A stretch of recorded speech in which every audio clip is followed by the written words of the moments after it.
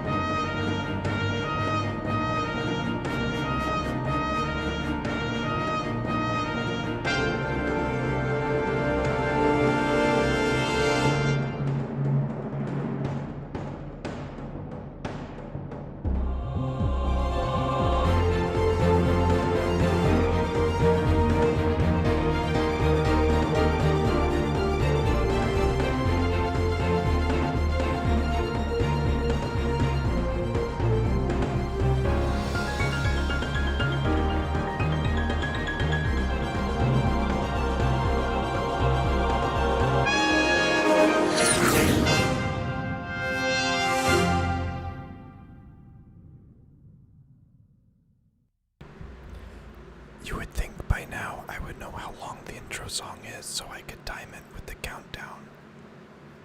Rookie.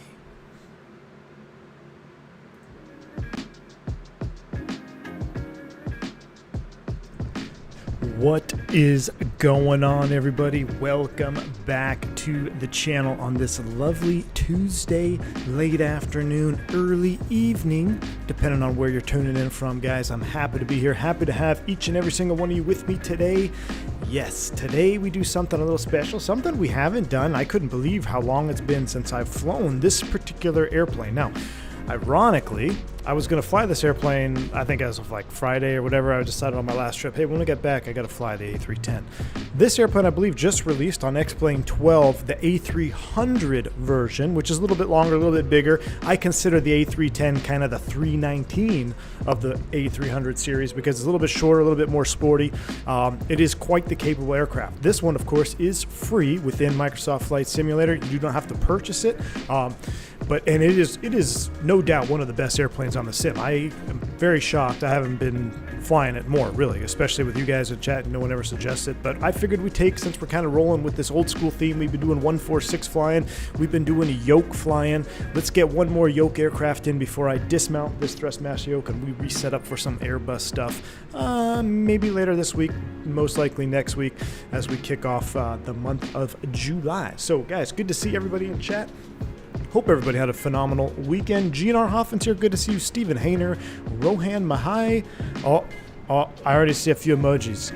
We have a Speedbird sighting. Ladies and gentlemen, if you remember, we have a Speedbird. We have a Speedbird sighting. Speedbird's in chat. Speedbird. We have a Speedbird. It looks like he's going to be joining us. We are going down to Mexico City, folks. It's going to be a good one. Lauren V25 in chat. Good to see you. About to bring my laptop out to the porch to watch with the beverage. Lauren, appreciate you. Thank you so much. Welcome. Hope you enjoy that beverage. Thanks for helping us out again the other day. When we got lost in the 146. Charlie Romeo's in the house. Good to see you. Brian Valdez, Staper's here. Tyson is here. Aero Mexico is doing Aero Mexico things there along the side of the gate there, and many more in chat. If I didn't get your name, Callie Simmer, I got a shout out. Callie Simmer, Digital Merc, good to see you. Scott here. Mike P here. Mike P, long time no see, my friend. Welcome. Glad to have you back on board. Fubar's in the house. Thrust Set Simulations, aka Bill Barrett. I don't know why I just rolled my R there. I'm just, I'm in a good mood. I hope you're all in a good mood. I hope you're ready to get this show on the road. Now, before we go into the cockpit, I know I'm late to the party on this. I've been out doing flying and real work stuff. FS Dream Team released Houston Hobby. Guys, if you want to check out this airport and all the details, I highly suggest you go check out Blue Games, the Blue Games channel. I don't know if he still is or used to be a ground service member at this very airport. So he knows all the ins and outs of it. I watched a little bit. He'll show you where the crew room is and stuff. But from my minimal drone cam footage around the airport, it is very realistic. Matter of fact, just the other day, I was on this train right here. And switching terminals. But it is a very nice airport. I couldn't believe it was only $9.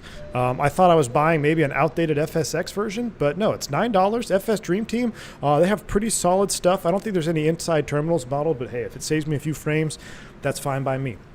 I know there's some scenery devs out there that just do black magic. They get the whole frickin' terminal designed and everything, kind of like I&I, and the frames still are pretty darn good. So FS Dream Team, though, good frames, really nice texture work. I like the buildings. Solid Houston Intercontinental Airport. Spent a lot of time down here myself flying. And matter of fact, I wasn't too long ago. I actually parked at the international gates over here.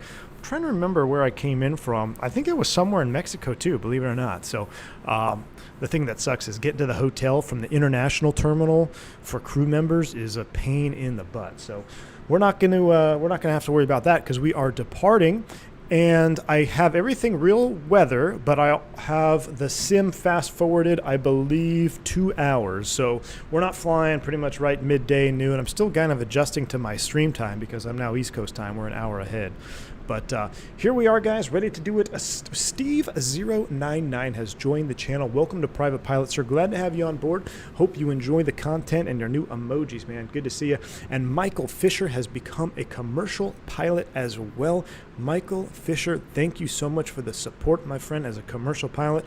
There's going to be some additional, I'm going to be kind of changing some of the perks around for members. Commercial pilots are going to be getting some extra juice. Matter of fact, I have 2 videos that I'm going to be uploading for commercial pilots here pretty soon. I was going to do it before the stream went live, but I remembered about 10 minutes prior and I ran out of time. So thank you so much for the support, Michael. Mike P is celebrating 7 months as a member, watching stream on a 55-inch big screen. Goodness. Well, Mike P, I hope, good thing I don't have a face cam, but appreciate the support, man. Thank you for tuning in today. All right, guys, let's go ahead and fire this airplane up. This is, of course, the I&I Airbus A310. So there are a lot of similarities, a lot of differences, but the sounds on this airplane, I still can't determine if I really like them or if I don't like them.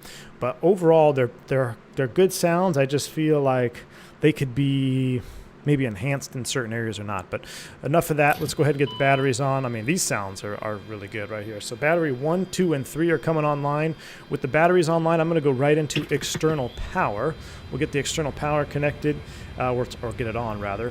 No smoking. We'll go into the auto position. We'll leave the seatbelt sign off for now. We'll go ahead and put the nav light into position 1 as I kind of go breeze through the cabin here. Let's go ahead and get galley power on because we're going to need some coffee. Matter of fact, I even have a little dinner right here next to me as we get up to cruise. We're going to enjoy our flight. I was contemplating doing a shorter flight, maybe Houston to Pensacola.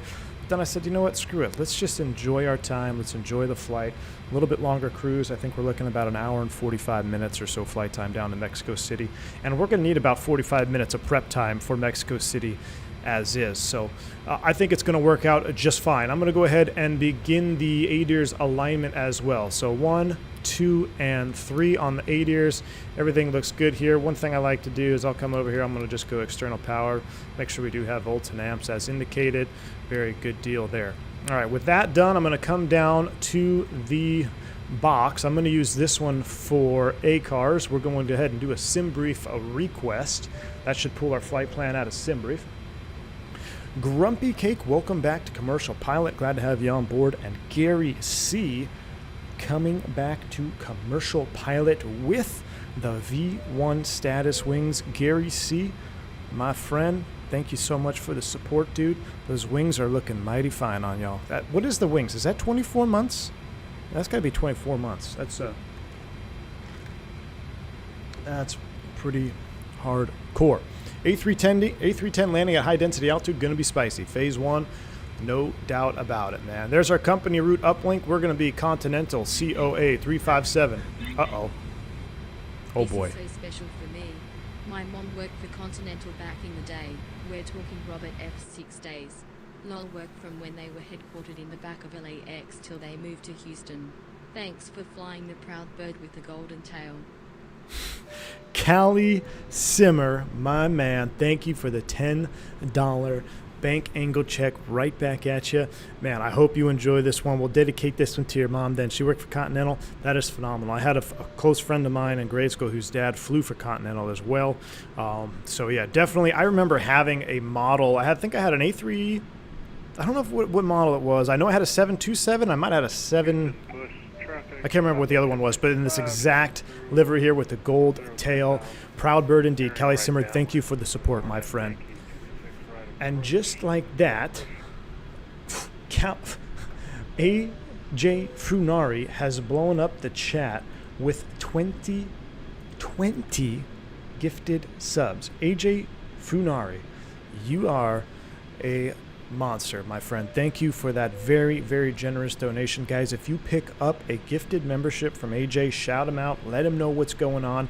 The chat is already all green. I mean, if you don't have a membership by now, I mean, it's got to get with the times. AJ, that is very, very kind of you. Thank you so much, man.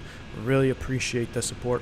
I hope you enjoy the stream down to Mexico City, man. Thank you. I'm going to go ahead and just I'll pause the alert box because that's going to keep dinging us here. But thank you so much. Appreciate you, AJ. All right, we'll align the IRS. We're doing cost index 99, folks. We're not doing cost index 0. 99. That looks good. As far as Houston departures, now I'm cheating. I wouldn't say cheating a little bit, but I have my actual EFB up here as well for getting weather and stuff, just because we don't have Navigraph in the INI 310 in the EFB. So I'm going to just be pulling weather and stuff from here. Let's see. Houston weather. The digital ATIS is saying, yeah, 090 at 7, blah, blah, blah, blah, blah, blah, blah, blah. Where's the departure runways? Departing 15 left, 15 right. Awesome. We will take 15 left full length for departure. So that's all I need to know. So let's go ahead and begin plugging away at the box here. Houston, we'll hit SID. We're going to depart 15 left right here. And we are on the Rita, I believe. LMNOPQR. Rita 7 RNAV departure, and our transition is, let me look, what did we file? Warren transition. So we'll select Warren, off 15 left, Rita 7, insert that. This flight is going to be dependent upon some RNP capabilities, especially when we get down to Mexico City. So I want to make sure we're getting this flight plan in there correct. No discos. There's our departure, our SID, all the way out to Siler. I've actually flown over a lot of these waypoints. All right, Mexico City. This is where it's going to get even more spicy. So let me pull up a digital ATIS. I know we can get weather on the EFB, but I'm just checking here on my real-world charts and stuff so I can get the actual planning purposes. Oh, digital ATIS not provided. So winds are 040 at 6 in Mexico City right now. So I would imagine we're probably landing 05 right, which is a little bit along a runway, and that's the approach that's in there. So we're going to do ILS Zulu 05 right. And when I look at the Zulu approach chart, and again, we're going to brief all this up at cruise. We'll have plenty of time. We want to take this off of the SUTAS. I believe it's the SUTAS. Yes. Off of the SUTAS transition, because the arrival that we're on, the Enaga 2 Alpha, will go all the way down to SUTAS. So we'll insert that. And ladies and gentlemen, we have programmed our flight plan all the way down to Mexico City, just like that. Whoa. Shaming people into a membership, new tactic, chaos. A sea of green in the chat. Love that. Yes, I apologize. I'm not paying attention to the chat too much there. I just want to get this set up here because we're going to have a long time to board. But then we'll talk more. But yes, that's the new tactic, chaos. Man, I love the look of the CRTs and the INI 310. Steven, I'm glad you said something, man, because I do too. The CRT screens that INI put together, phenomenal. I mean, these guys, say what you want to say about their, like, what's kind of happened. I know there's some hard feelings with the X-Plane community with INI, feeling a little bit of abandoned, but I feel like the 310 that we have in Microsoft is just, it lives up to the name that originally landed on the X-Plane 11 platform when they came out of nowhere and dropped a phenomenal add-on with sounds, textures, and fidelity. So the same is true here with this 310. Fives are the easier side, fortunately. Yes, good thing, Lauren, because like I said, I haven't been down there in many years. I think the last time I was in Mexico City, it was actually in a I remember. Last time I flew into Mexico City was a straight Citation 2 round gauge. I'm trying to remember the tail number on that one because it was it was like the bane of my existence. It was just a POS CJ2, or not a CJ2, a Citation 2. And God, what was the name of that? Something Alpha Juliet, I think, if I remember correctly. Yeah, I got a story about that overnight too.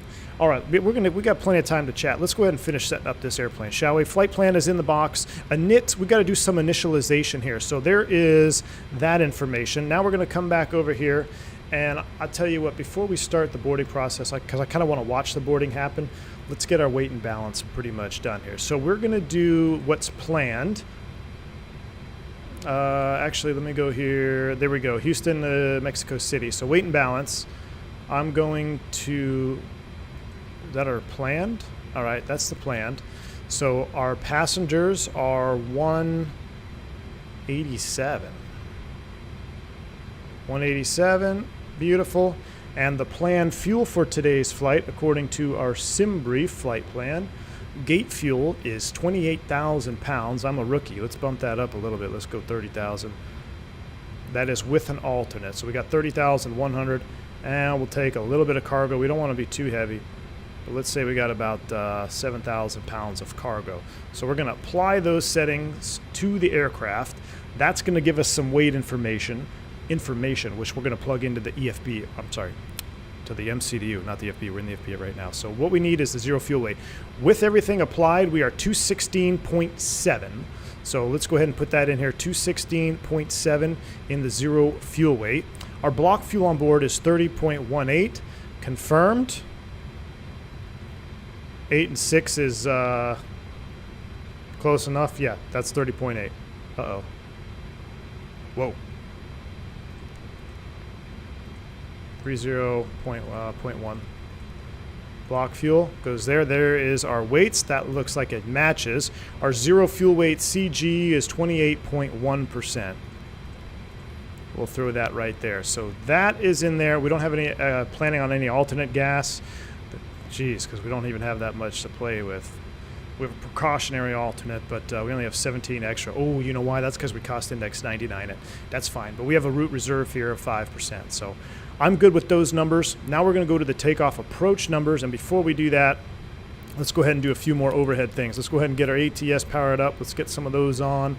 And then that's going to allow us to do some information here. I set 10,000, and we're going to do the calculations, and then we're going to start boarding. So runway length from the box, 1199. Runway heading, 152. Wind 090 at 7. Altimeters 2990. That's correct. Our weight, so there's a couple of different ways you can calculate this minus your taxi fuel, but to be the most conservative, I'm just going to take the gross weight here, 246.8. Now, what you could do to be super accurate, you take your gross weight, you could do whatever your taxi fuel is, subtract that, and blast out of there. That's how we do it in the real life, but since I don't like math, 246.8 is what we're going to put in here for our weight. 246.8. We'll enter that. And we're doing a flaps 2020 for cinematic. Actually, let's be realistic. Let's do 1515. Anti-ice off, air conditioning on, and calculate. Houston, Bush traffic, southwest giving us a flex temp of 59, 38, 38, and 65. So 138, 138, and 165 will be up here, and then we're going to pre-select that. 165, pre-select 250.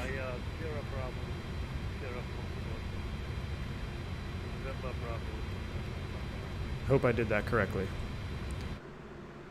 There's a lot of chit-chat out there. All right, yes, 165. We've got 250 selected.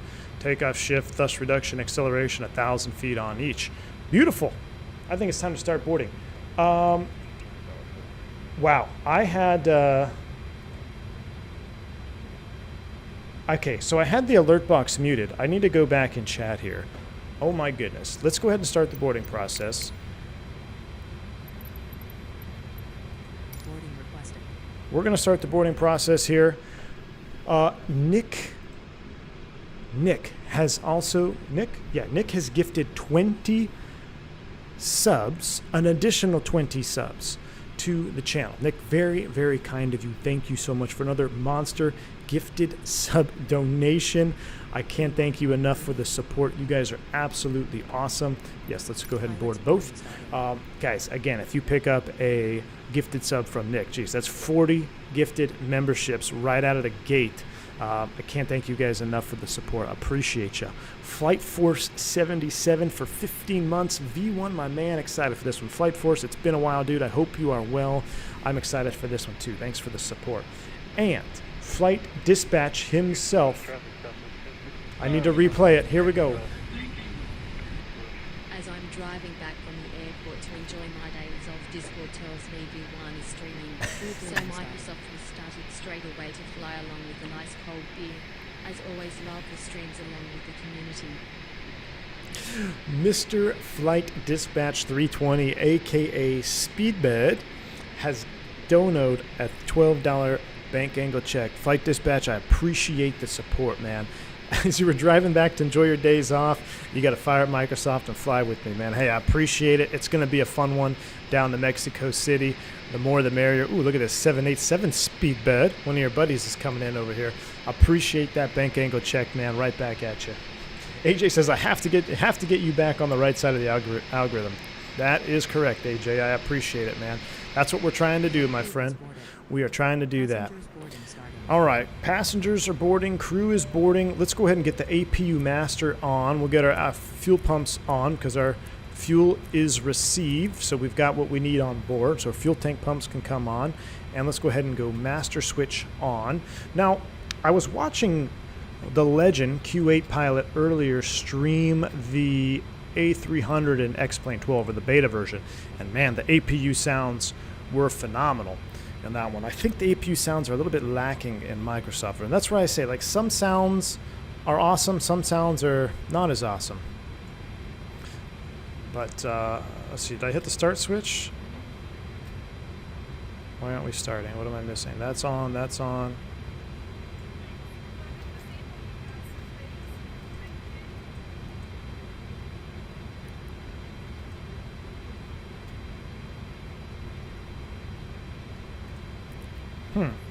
We'll go back to the on, and we'll try it again. Start, on. Interesting.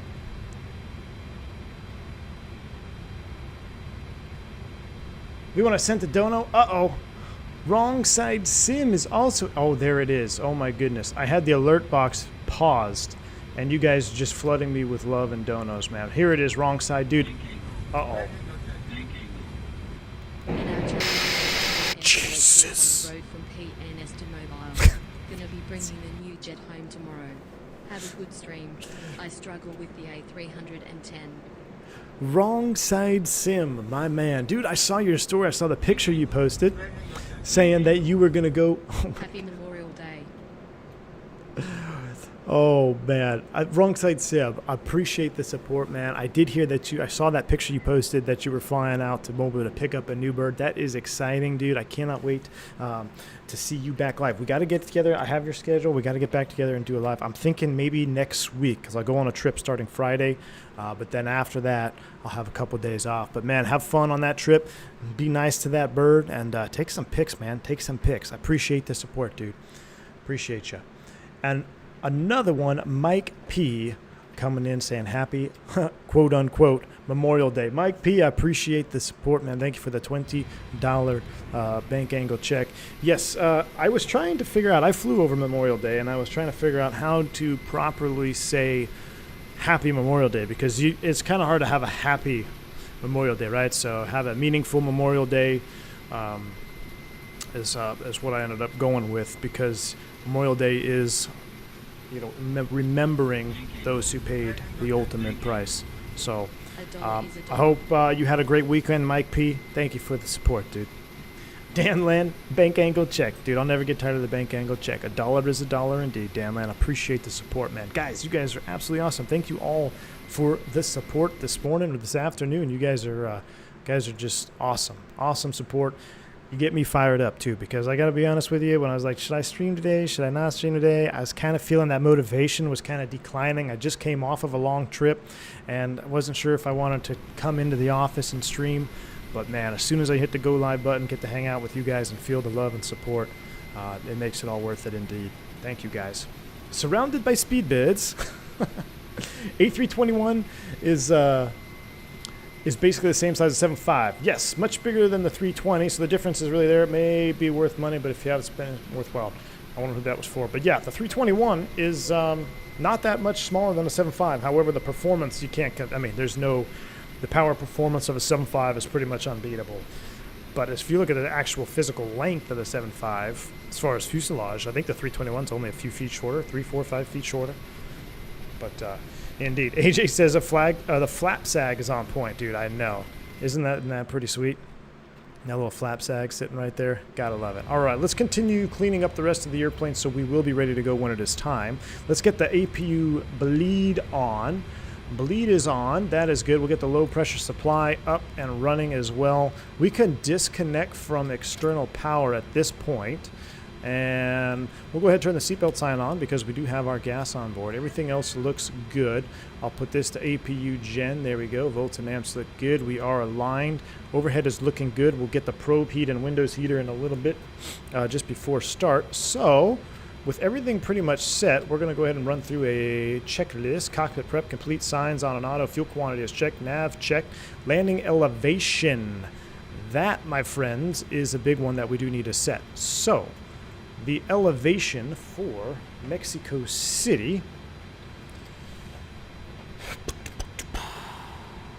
is high. I know that. I'm going to get the approach to 5 right. Touchdown zone elevation is 7,292 feet. Call it 7,300 feet. Goodness. 7,300 feet. I'm going to do shift click. 7,300 feet, guys. That is no joke. What was Aspen? I think it was right around there, wasn't it? So we should be confident with a high density altitude because we just did that whole Aspen stream. We got to look at all that. So Traffic Giant 9929 heavy.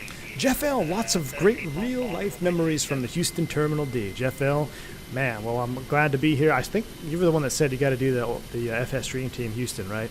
Yeah, I got you, man. I got you. Hope you enjoyed the stream, Jeff. Appreciate you. Blue Games, the man, the myth himself.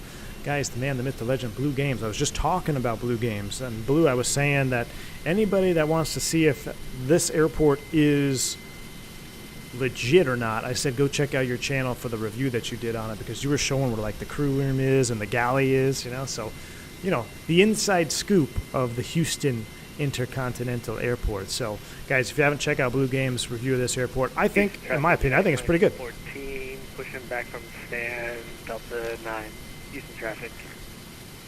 Looks like we got an unknighted 777 pushing back there. Uh-oh. What did I not see? I didn't see your message, Dan. Oh, my bad. All right.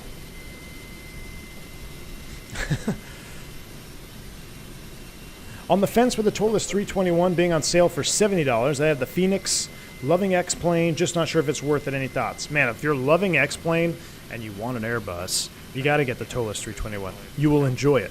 If you're not loving X-Plane, then, you know, maybe some changes should be made. But if you're loving X-Plane, if your X-Plane is set up and running smooth and you're enjoying that sim, then by all means, I really think the 321 is a great product from Taurus. The 320, in my opinion, is better, but I'm hoping the 320 Neo, I'm hoping maybe they'll bring some of the updated features or maybe some of the little performance enhancements that they have on that 320 to the 321, but who knows? But who knows, man? Is that a 7? Yeah, that is a 7.6. Did I call it a triple? I don't know. That looked kind of long. Was that a 7.6 or a triple? I have probably a 7.6. Wouldn't high altitude, low density be a more accurate way of saying it? What did I say? High altitude, high density? Actually, no, because it's a high density altitude is what it's called. So high altitude with high density altitude kind of goes hand in hand. So high density altitude. Oh, I love the VATSIM AI traffic sounds. They just basically go from nothing to Toga sound pack. But and then see, there's no like inside boarding sounds of this. I missed the fly-by-wire sound set. We're gonna have to get in the fly-by-wire again. Definitely gonna have to get in the fly-by-wire again, huh? What's the deadliest animal you've ever seen in nature? That's an interesting question. GNR says, my wife. Jesus Christ. The deadliest animal I've ever seen in nature.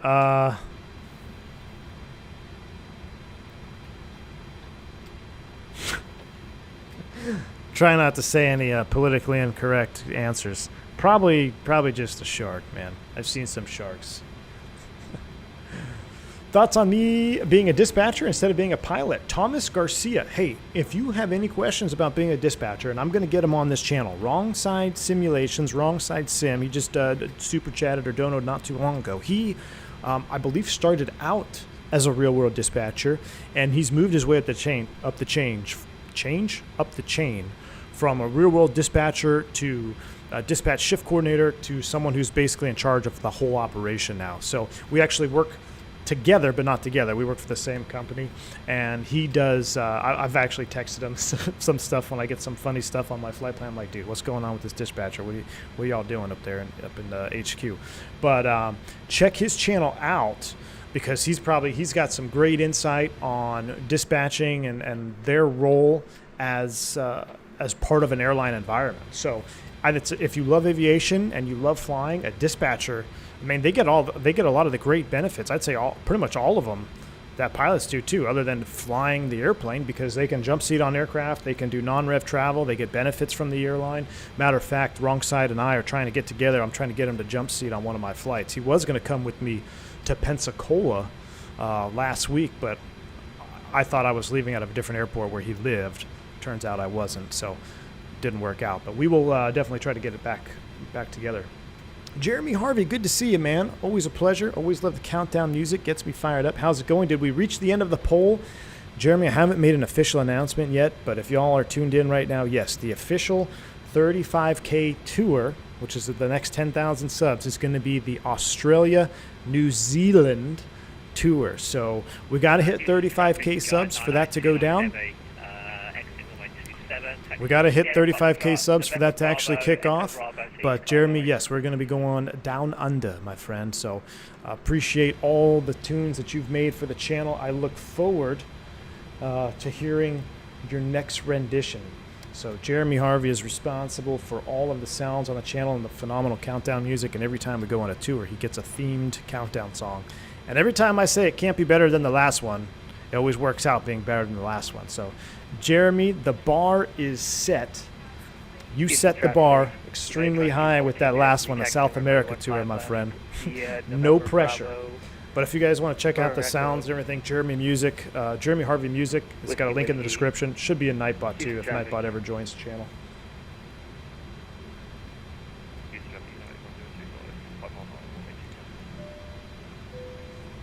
Joe Plains Tower at Ray.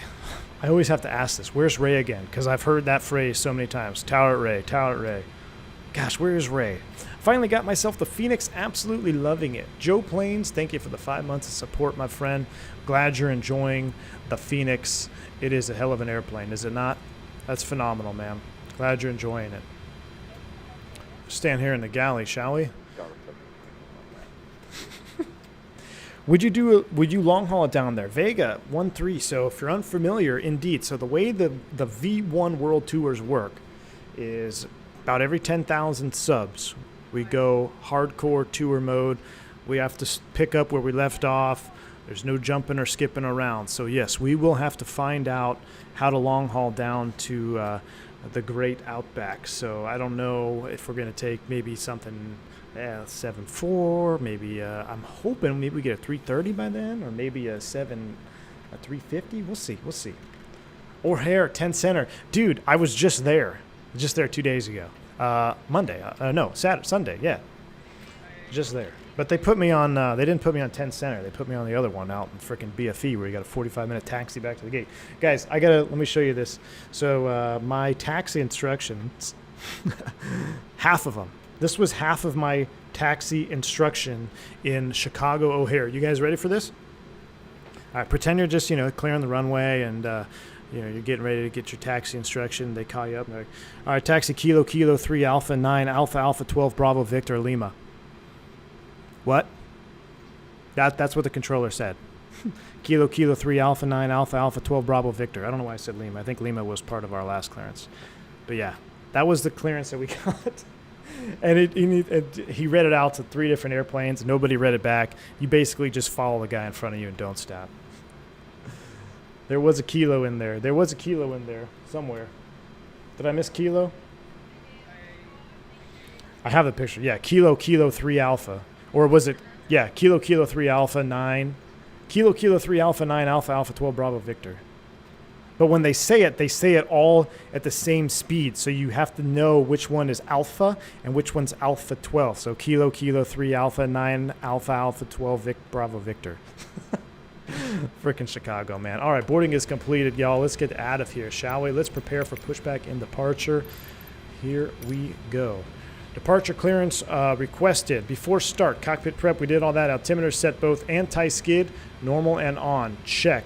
Windows, doors, and slides, we'll do that next. Let's go ahead and get the beacon on. We'll put strobe. Can that go into auto? Yeah, strobe into auto.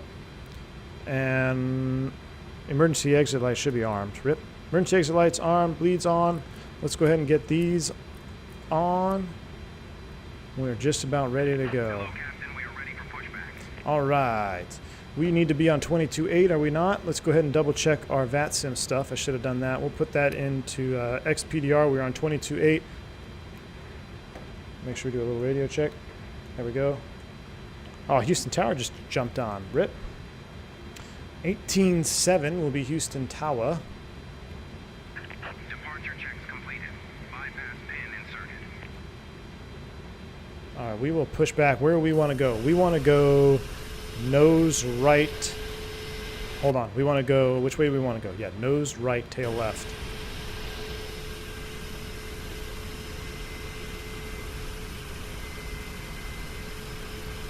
Hails to my whiskey, Papa 4, Papa 5, hold short, 3 left.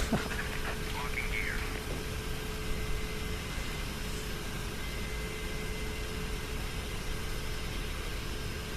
Lauren, I was just up in Detroit as well on that last trip. I messed up my taxi too. I always screw it up. All right, what did I say? Nose right, facing west on apron. Sure. That sounds right. Release parking brakes, please. Parking brakes released. Clear to push, y'all. Commencing push. How's that for standard? Clear. Started well. Yeah, Lauren, I messed up. 18.7 is hobby. Oh, yeah. Thank you. That's right, Lauren. See, that's why I bring y'all along. Yeah, coming out of Detroit, north side, there's wherever the de-ice pads are, they give us a funky clearance every time, and I totally messed it up, and I was just like, yeah, I don't think they saw it. But of course the FO has to rattle on me. Let me look it up here on the map. Okay, yeah, so I'm going to show y'all this. I'm going to go into, hold on, I can't hear myself think because basically everybody's in Toga in that. We're going to go into this cam. Now, if I look at Detroit, so can I show this on, can you guys see that? Probably not. How do I, something like that. So basically, the clearance was Yankee Kilo Bravo. But I just went Yankee, or no, Yankee Kilo Victor? Something like that. I just went Yankee to Victor. I don't know why. You can't see any of that. Anyway, that's where I screwed up last weekend. I tell you guys this because let my mistake be your guys' non-mistake.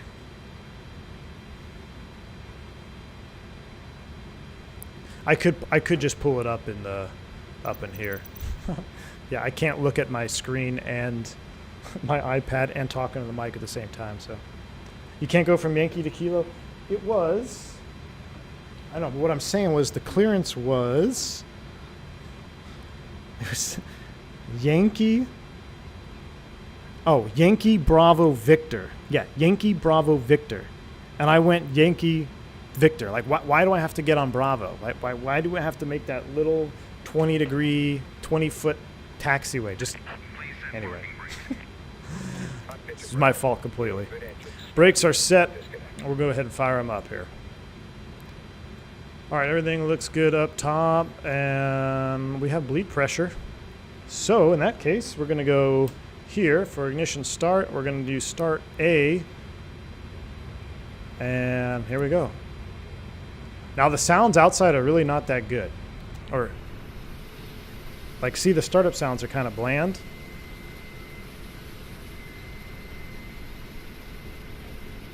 They're really quiet. Unlocking gear.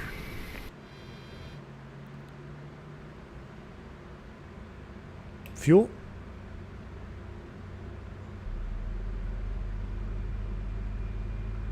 See, I wish the startup sounds were better. But it's not, I mean, it's not terrible. But Tow truck disconnected. Bypass pin removed. Left is clear. Right is clear. I've had Lauren correct almost everything I do at Detroit, and I still don't learn. Detroit and Baltimore, for some reason, I cannot taxi on those airports in real life nor the sim. I screw something up, or I have to like double, triple check. And it's not like it's complex. You know, I just spent the last couple days in O'Hare, and it was fine. But, you know, you give me a three-letter taxi in Detroit, and I can't figure out which one's Bravo. All right, let's go ahead and start engine 2. We'll do this one from the cockpit view because, like I said, it's almost more juicy from the cockpit view. We'll do what we're supposed to do. So start mode, make sure we got N2. All right, so a little bit of N1 rotation now. GSX, tug, toe, and a pin. Give them the salute. Shaka, they're out of here. Waiting for about max motoring. Should be about 24, 25%. Beautiful. Fuel. Oops. We're waiting for fuel flow. There's our light off.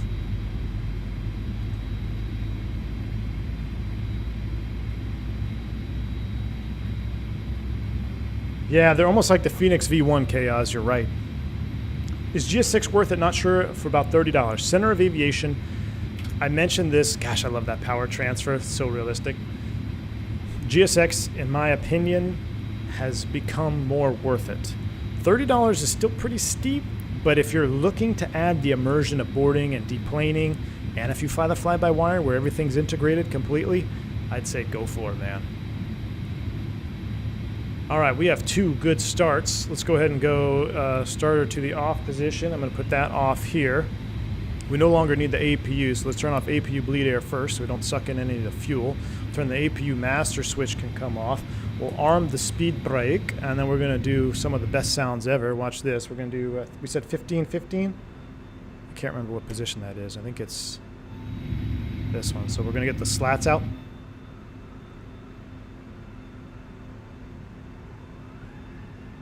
I love that.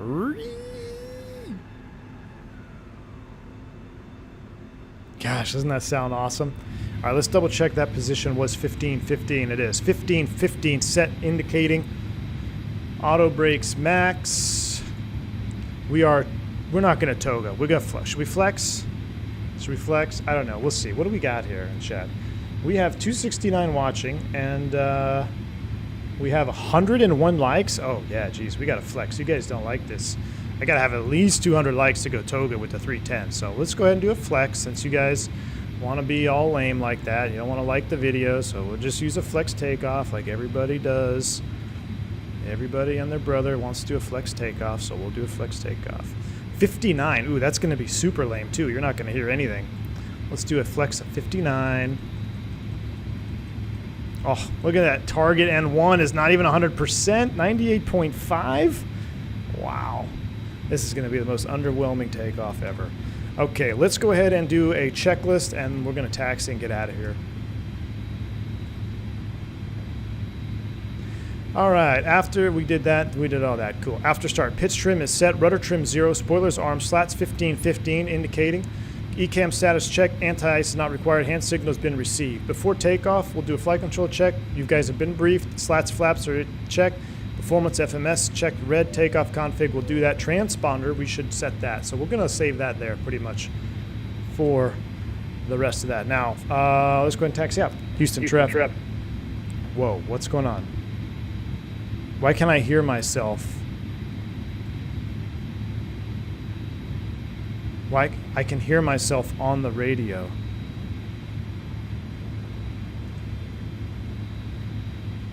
What? Why is that? Houston traffic on 357 taxi on the 15 left. Double radio? Houston traffic, speedbird 7, taxiing. I don't know. Runway 15 left. Oh, both radios are tuned. All right, taxi lights on. Let's get out of here. I'll have to figure that out in a little bit. I do have the tiller on, and the tiller works phenomenal with the 310 because you can separate your nose wheel steering to the tiller, which is sweet. And I love taxiing these heavier birds around with the tiller. If you guys are interested, exclamation point tiller, and there is a promotion right now. Use code V1, 20% off from Cat 3 Design. So promo code is capital V, lowercase 1, numerical 1, and get yourself 20% off. Speedbird. All right, we're going to taxi at 15 left. I didn't say which way I was going because I don't want to look at the chart, but I know where it is, so we're just going to figure it out. Slow bird.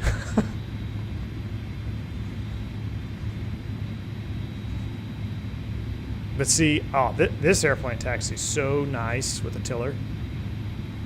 I hope, well, maybe the Aerosoft 330, when that drops, I hope to have an option to remove the brake pedal, or I guess your rudder pedal, nose wheel. Okay, let's go ahead and do a flight control check. We should probably put the flight control page up here. Double check. Knees and nuts, check. Everything was good. We'll set our flight director after takeoff. We don't have any ATC, so let's go ahead and set. We'll just set an we'll set it all the way up 360. Traffic, United 2214, lining up runway 15 left. I'm pretty sure there's a way to make this go in thousands of feet. Yep, there is. 360 set, pre-select 250, 178. According to the departure, we're going to do, it's going to be RNAV off the ground. And profile climb is armed. 360. Yeah, GNR, knees and nuts, and there's another one, but I don't know if I'm allowed to say it on YouTube. That's what we used to do in the Embraer.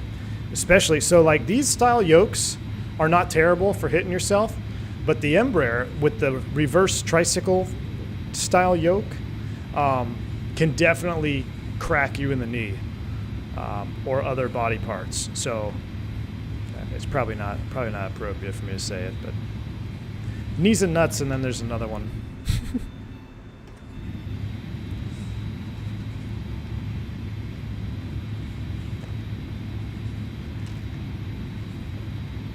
This is the old school Continental. Whoop. So I'm drifting off looking at chat. The old school OG Continental meatball livery. Doesn't that look so good? I wish United did a heritage.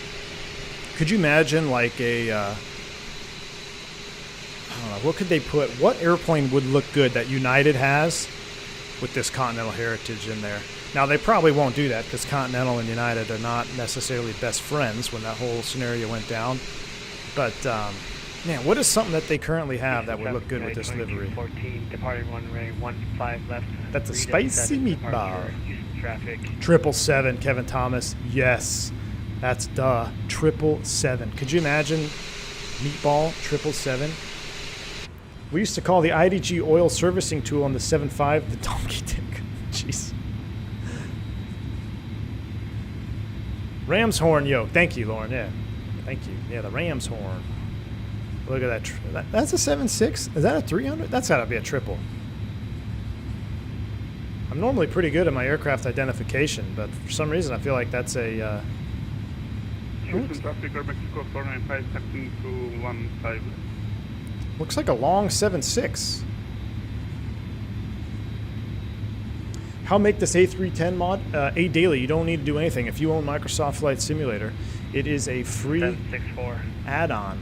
Ah, it is a 764. It is a long boy. All right, 7.6 for sure. Yeah, and 764 indeed. All right, we'll hold up here. We'll do our final checks, and we'll blast out of here. I should probably double check that our routing is good. Oh, we should be DH -5 there.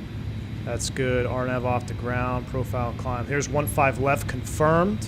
Make sure you see a piece of pavement. Traffic, United 2214, clear of 15 left. All right, we're going to hold short here. We're going to run through a checklist, and we're going to get out of here. Brakes are set. And let's run through this real quick. Before takeoff, flight control check. Briefing complete. Slats, flaps checked, indicating performance and FMOS. Let's just double check. 38, 38, 65. 15, 15, acceleration 1590, thrust reduction 1590. We are going to be ripping. What do we got on the likes today? Only 182. Yep, no flex today. So it's going to be super lame. So flex is confirmed for takeoff at 59 degrees. Transponder, we'll put that TARA cabin secure, TARA packs as required. Cool. It's all done. TARA is set, transponder 1. We'll get rid of the flight control page. Houston traffic, Continental. Oh, man, I can't even think. What is going on here? What if I put that one on that one? Oh, let me try this. Let me just do a different freak. Test. Okay, Houston traffic, Continental 357 heavy is departing 15 left, Houston. All right, you guys asked for it. I don't mess around. It's too late. We already did the before takeoff checklist. Let's light them up. Wings are on. I'm actually not too disappointed in that because this airplane at full Toga is insane.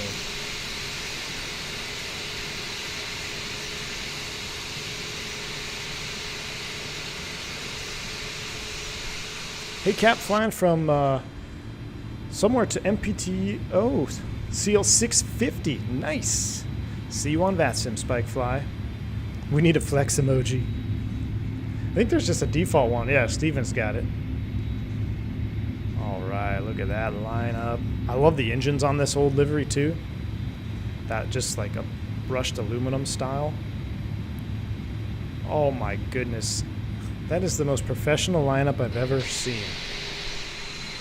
Oh, this is beautiful. All right, I'm going to set the camera for when we hit fly with. So that's set up.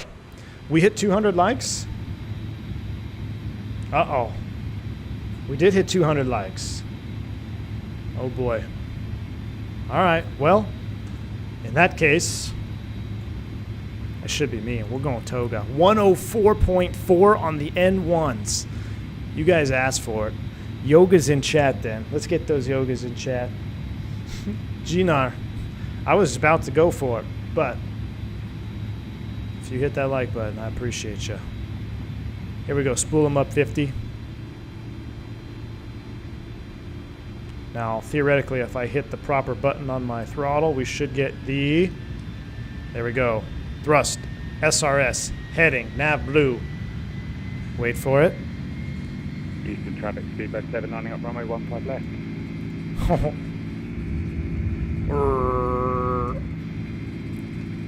Alright, thrust set. 100 knots. Dude, we're going to be climbing so fast.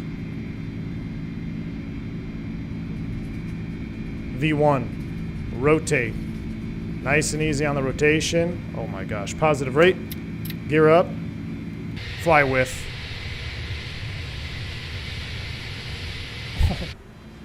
Woo, not that high.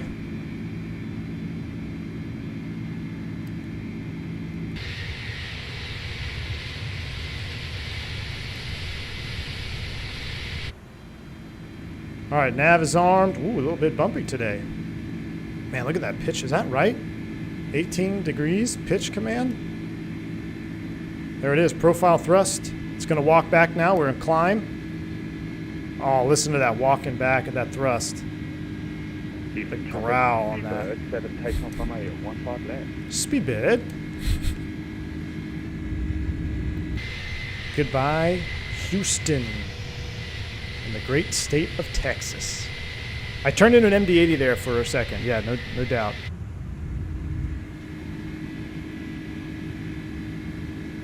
I believe we're above F speed, so let's go ahead and... Traffic, Air Mexico 495, line up 15 left. Gosh, those flap sounds. Caleb, welcome. Got here just in time to grab the gear on the way up. Heck yeah, man. Oh, look at that pitch down. That's good. I love seeing that because that's what happens. We track those lift devices out there. Plane's going to want to pitch down a little bit. All right, let's go flaps 0.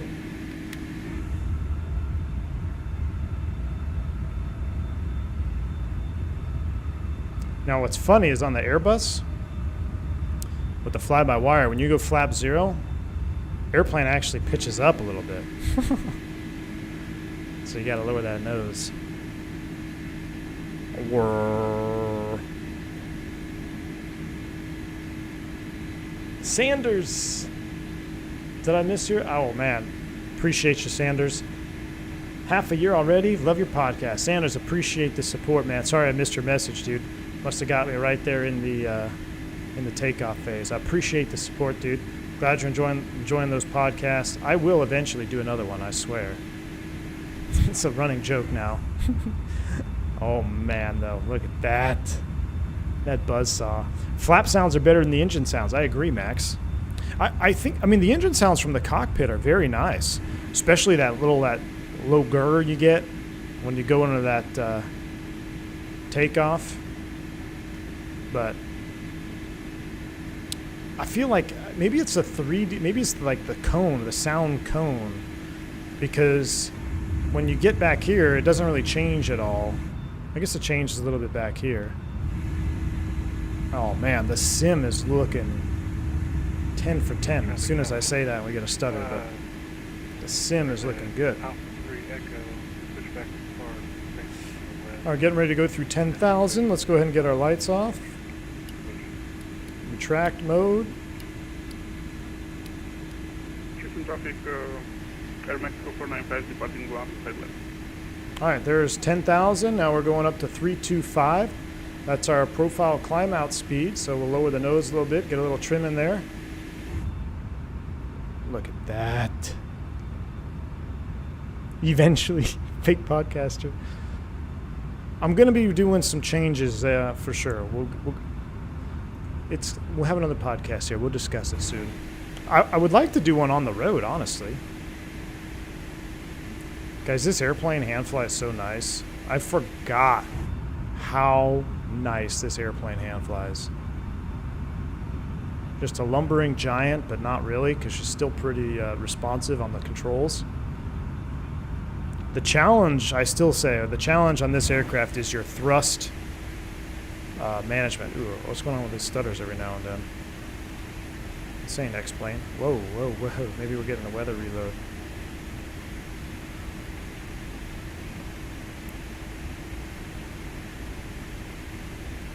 I'm researching Aboriginal and Australian music to take cues from it and adding some callouts from a well-known Australian airline. Jeremy, that's awesome, man. I can't wait. I cannot wait, my friend. When the seatbelt sign's going off, I want to get another drink. Yeah, seatbelt sign going off, I'm going to have to break out my lunch and cruise as well. Or it's actually my lunch and dinner. I kind of fell off the train. I'm not necessarily on a diet per se, but 3 kids and moving, had a little bit of that dad bod taken over, so I'm doing a little bit of that intermittent fasting and just trying to eat really clean. And man, yesterday I fell off the train. I had all kinds of bad stuff. So today, after a 24-hour fast, we're having a salad. You were asking for it when you mentioned the elusive podcast. Oh yeah. Lol. By the way, check out your Discord Big One member after dark when you get a chance. Posted a recent photo of the old Continental headquarters. Callie Simmer, bank angle check right back at you, my friend, dude. I will indeed, man. I'm going to check it out here as soon as we get the autopilot on. Thank you so much for the support of Old Continental headquarters, huh? I'll have to check it. I'm going to check it out, my friend. Thank you for the support, Callie Simmer. I want to get some of that meatball liver. Oh, yeah, there you go. Look at that, Callie Simmer. That gold tail, man, is just so iconic. All right, we're pretty much, man, I hand flew this. This thing's hand flying really nice. Look at that. We're hands off. We're trimmed out. Gonna need a little bit more nose up trim here as we reach our climb out speed. Maybe not. I might have trimmed it perfectly. All right, with that done, let's go ahead and do autopilot 1. And we'll go back into normal cam. Oop. Oh yeah, I guess some tune's going. Nope. Didn't mean to do that. All right, we are profile thrust, profile climb. 360 is blue. I don't know why we're getting that intermediate stutter there. Let's put Mike, X-ray in the prog page. 645 miles. Optimum is 384. So I tell you what, let's go up to 38. 38 is set. And then we're also going to, well, we're pretty much en route. Let me go plan. Is there any like sharp angles? I'm trying to see if we can get a shortcut here. Not really. What is that? MX, what's that waypoint? TAM? There's an waypoint right on the border. A lot of times you get a direct to. I believe it is, Brownsville. Continental 357, proceed direct Brownsville. Direct Brownsville 357. Because you can go direct Brownsville, and then after that you're going on to, was it Mazatlan Center? So a lot of times you'll get this when you're going southbound along this route. They'll give you a direct. Ooh, let's turn down the sim a little bit. Now we got that wind noise plan. So you get that Brownsville direct, which is right on the border, then they switch you over to center. Jeremy says, what do you think of the SOP 340? I love it, Jeremy. I wish we had one in Microsoft. I wish we had one. Miss Jungles, what's for lunch? I just have actually have a little salad. That's all I got. I haven't done any failures with the 310, call me 6. I need to go to the toilet. Seatbelt signs on? Not yet. We're still climbing out. A little bit of chop here. Look at the wing flexing. A little bit of chop. Y'all need to remain seated. Y'all need to remain seated a little bit longer. Let's go ahead and if I put airport mode on. Okay, so something. Yeah, I think it's something with the A310 maybe doing a little bit of a stutter scenario. Salad is something you put in your burger. Now, Mazatlan is... Oh, yeah, you're right, Lauren. Monterey. It's Monterey Center. Yeah. Monterey. That metal 10 for 10 chaos, I agree, man. Let me go to this view. Look at that. That... You have the reflection of the wing... Like, come on. I can actually tell you exactly what it is here. I'll pull up my chart. Brownsville is the switchover for the fur boundary. And it is indeed Monterey Control. So yeah, direct Brownsville and then contact Monterey Control. That's our clearance today. A little bit of chop. Everyone needs to remain seated. Odlin Eichel, welcome to Private Pilot, sir. Appreciate you joining the channel. Thank you so much for becoming a member here. Appreciate the support, dude. Exclamation point welcome for all your new perks. The command you set of Kickstarter does not exist. What did I do with Nightbot? Why is Nightbot all whacked out here? Give me a second. Fix something.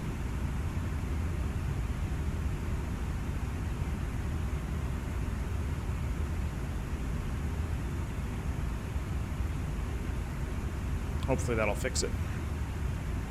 I see what I did. A little bit of light chat. I wonder if I don't think of that light stutter scenario going on there. But man, that's somebody said it when the stream counted down that the weather was a little spicy south of Houston. I didn't even realize. I didn't even think to check. But sure enough, I loaded up the radar, and yeah, it's starting to pop off. You can see, yeah, this is very common for this part of the world. As we get into summer, afternoon, you get a lot of that convective activity, the moisture from the Gulf, things start building, and can definitely get you into some adverse weather. Light chat. The other day, Lauren, on my trip, a widget pilot said they encountered severe turbulence, and the controller proceeded to ask the aircraft next to it ride conditions, to which they said, moderate turbulence at best. Somebody just said figures. But yeah, light chop indeed. Alexandra Bellini, welcome. Oh, thank you for the 21 months of support as a commercial pilot, Alexandra. Appreciate the support. It's been a while. I've been trying to clean myself from the sim addiction. No, you need to get back on it. You need to get back on it. The addiction is real. Look, see, these clouds look like they're starting to blow up here, starting to billow up. Max Parks, I have seen the Mini FCU Kickstarter. There's actually a link that'll be going through the chat as well. Kickstarter starts tomorrow, and many of you probably saw Q8 Pilot's video. So Mini FCU reached out to me a while ago, and I was kind of, to be honest with you, I was a little bit hesitant to begin with. I wasn't sure what was happening, what it was, and a project super early on. But I've elected to go ahead and promote them, get their name out there, because from what I have seen, and full disclosure, I have not physically seen any unit for the FCU, but from what I've seen on their website and in pictures and things like that, it looks very, very promising. And if you've been around the channel for quite some time, you know that when I fly the Airbus a lot, I'm like, gosh, I hate scrolling up here. I'll be up here scrolling in something in the window, and then we just do this number here. We zoom in, we zoom out. So I do not like flying with the mouse. And the FCU is the aircraft control when the autopilot is on. You will be controlling the aircraft with the FCU. So I am very...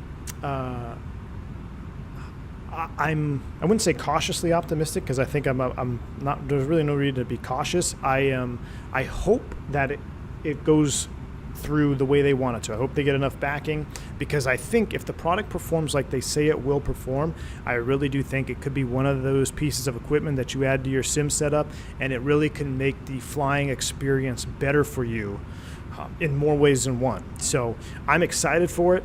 But you will see a link going through the chat, and I have, like I said, full disclosure, it's not paid by any means, but I am, they've reached out to me, I reached back out, and I said I would indeed promote them, get awareness to them. So hopefully it'll be the starting of something great. Caleb, it's very close to a 1-to-1 FCU. Very close to it. Key 6, good to see you, my friend. Member for 21 months. Afternoon Thunderstorm was the story of my college life. Key 6, my man. Always a pleasure to see you. Hope things are well in your neck of the woods, man. Hope things are well. All right, we're climb thrust 103. Look at this thing just rock. We're 2,000 feet a minute at a 33,000 feet, dude. This airplane, the performance on the 310 is phenomenal. That may not sound like a lot, but a steady 2,000 feet a minute doing 8.0 Mach out of 32 is pretty good. Jeremy, when are you wanting to launch the tour? Jeremy, you have plenty of time. We still need to reach our 35K sub mark. So we still need about 500 subscribers, which if you haven't already, this is an opportunity to smash down that subscribe button and become a subscriber to the channel. You might like the content here, and you can always unsubscribe anytime, no cost to you. But when we hit 35K subs, Jeremy, so you still got some time, and I'll probably, as it gets closer, Jeremy, I might send you an email and we'll go from there. But don't feel rushed or pressured, my friend. I hope it gets Phoenix support, though. Yes, Buckeye Fly. That is going to be one of the probably, I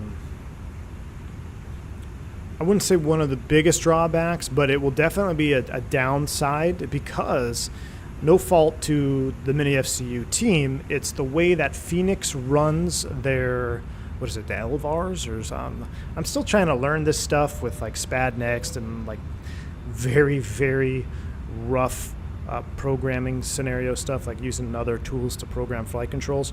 But basically the way I understand is the way Phoenix has their software coded, you're not able to access those buttons, those commands rather, and so you won't be able to program them. Now I don't know if you'll be able to do it with third-party software, which you might be able to do, but that will be a downside to that. But with as much fun as I've had with the fly-by-wire, and it's going to work with the fly-by-wire, it'll work with the TOLUS and X-Plane, it's still, in my opinion, probably going to be something that I use a lot. Flight dispatch, Speedbird, Speedbird's in chat. If you guys remember, get those Speedbird emojis in chat. Flight dispatch 320 is the Speedbird. So while he has gifted 5 memberships, Flight Dispatch, I appreciate the support, man. Thank you for gifting 5 more members to the channel. Absolutely awesome, man, dude. Thank you for the support, and I hope you have a smooth landing as up in Mexico City. Wow, we're about to go. We are feet wet. We're feet wet now, out over no man's land. We're almost time to level off. We'll do a little cruise check. We'll get the seatbelt sign off. Lauren can go get another drink. I might actually hit the head myself, but we'll see. Look at all those Speedbirds in chat. Can't wait for the intro music. You and me both, Scott. That's gonna be the best part of the tour. Who cares about New Zealand and Australia and all the beautiful scenery? I want to hear that countdown music. Chaos says Phoenix aren't allowed to share those VARs because of their ProSim license. Aha.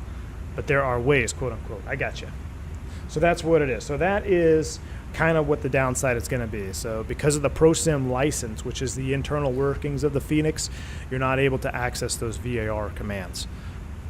But it should work with the fly-by-wire. Well, it does work with the fly-by-wire and TOLUS, from what I've been told. Chaos, I was just going to look myself. It should. I don't know if we'll be able to modify it. Now, we're not going too far off coast like I just was recently. While we're getting rid of level 380. Wow, this window is getting tied up here. We're 80 Mach 380. Let me get an alt star here. Wow, we are at the limit almost. What is our progress is max 394.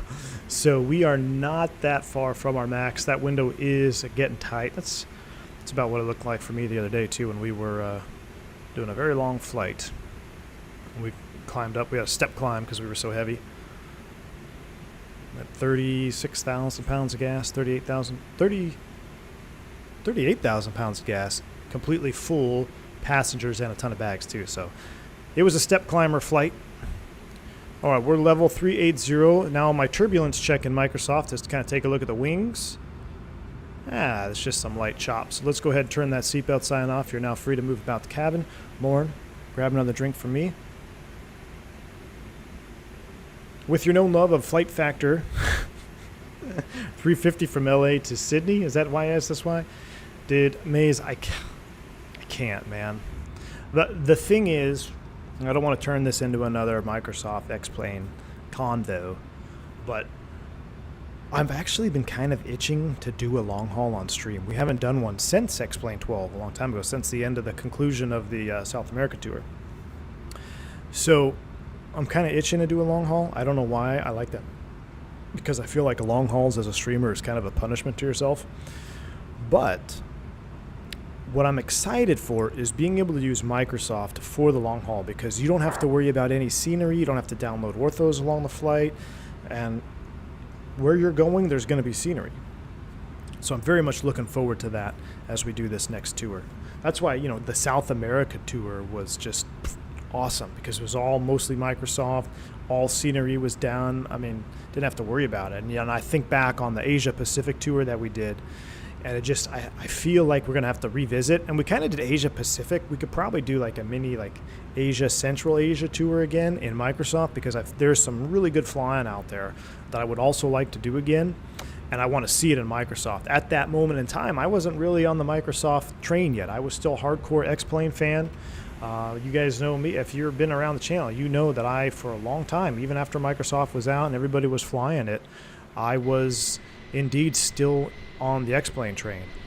But as things have developed and we start getting these really nice airplanes in this sim platform, it's kind of like the old adage of just ripping the Band-Aid off. I don't think, it doesn't matter what sim you're coming from, I don't think anybody enjoys setting up and dedicating to a new sim platform, whether it's from FSX to P3D to X-Plane, heck, even X-Plane 11 to X-Plane 12, staying with the same sim, but just taking that jump to get a new base platform. It's a lot of work. You have to probably download a lot of new stuff, or you got to get new stuff reorganized. So no one really, I don't think, enjoys that. And if you're lucky enough, you have enough space, you can run multiple sims on your computer. But for me, I only really run one. I have the X-Plane 12 installed, but like I said, I've deleted terabytes of ortho. And my community folder is now getting quite large. But once I made that full jump headfirst into Microsoft, I got over the terrible user interface, the horrible key bindings. I'm really starting to enjoy it. And flight sim is expensive, absolutely, Eric. So yeah, you have, that's, of course, and that's what I was getting at. I got sidetracked. But yeah, you have a financial commitment to whatever sim you're in. So, I mean, X-Plane 11, think of all the add-ons you have, all the add-on sceneries. And if you jump sims to, whether it's 12 and not supported, or just crossing the pond to Microsoft, if you're not using another sim, I hope you got your enjoyment out of the dollars you spent, because that's, you're just leaving it in the dust at that point. But I think long-term, long-haul, right now, you're looking at future simulation here for a while. Now, maybe X-Plane 12. Let's see what happens in another year. Let's see what happens. Have I tried auto ortho? Magnus, I have not. I saw XP72 using it, and I am keen. I'm interested on it. I'm interested in the auto ortho scenario with X-Plane 12. I think it would definitely help, especially someone like me who doesn't really enjoy doing my own orthos. So the auto ortho may be a route for me. I just really honestly haven't had the time to kind of delve down that route. But if I do get back in X-Plane 12, which we will be in X-Plane 12 within the next month, because I gotta do a recurrent sim prep. That'll be coming up. I also have a line check coming up next month, or actually in 2 weeks. So we're gonna do my line check flight. Line checks are pretty sweet, because, well, maybe not sweet, but you know exactly where you're going. It's your flight. So I have my schedule. I'm actually running up to Minneapolis, St. Paul, and I know I'm going to have a check airman on my jump seat. I know exactly what to expect. So we'll run that flight in the sim, and then when we do the sim prep, we'll probably hop back in X-Plane 12, because X-Plane 12 still has that abnormal flight dynamic characteristics that I'm looking for, especially when you look at airplanes like the Tolus and the 319, or whether it be the 320 Neo now too. Yeah, Maze. I heard that auto ortho isn't all that hard to set up. I'm hoping XP72 does a tutorial. Mini FCU, Jane Faze. I am behind them. I am actively trying to get the word out for their Kickstarter that begins tomorrow. Like several other content creators, I have not seen nor used personally the equipment yet, but from using cautious optimism and kind of doing my own research and looking into what's going to be coming as an Airbus captain and as Airbus primary Airbus content creator, I cannot just let an opportunity like that come and go. I want to be on the front lines, so to speak, when stuff like that happens around Airbus, because I'm just passionate about it as a personally, in my own personal life, it's the airplane I fly, and in the sim world. So, and I feel like a lot of my followers and a lot of my subscribers and you guys in chat are also passionate about the Airbus.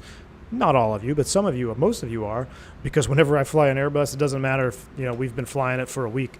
It seems like the views and everything just go up exponentially when I'm in an Airbus airplane. So I figured, hey, if anyone's going to test it out, I would love to be part of that. So you'll see a link coming through the chat. Like I said, Kickstarter starts tomorrow, and then there's some different pricing options that'll be available. So I look forward to it.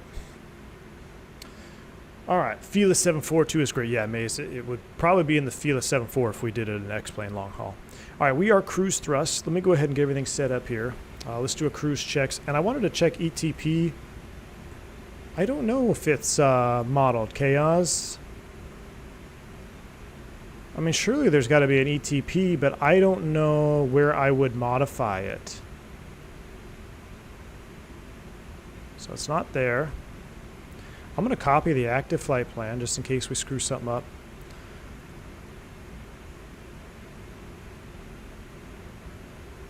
That's a great question, Chaos. I am not seeing it. I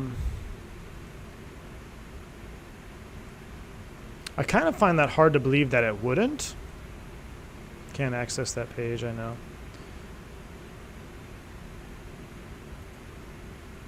I don't know, maybe that's a... so when in the 320, it's a data function. We don't have data available on this one.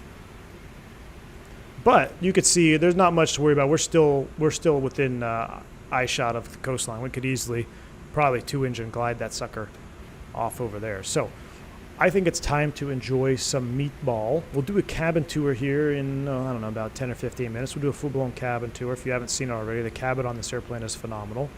We're level. Let's go ahead and turn the sims down. Let's go outside. We'll get some tunes on. We'll sit back, relax, and enjoy the flight. Should we do sunny side or shady side?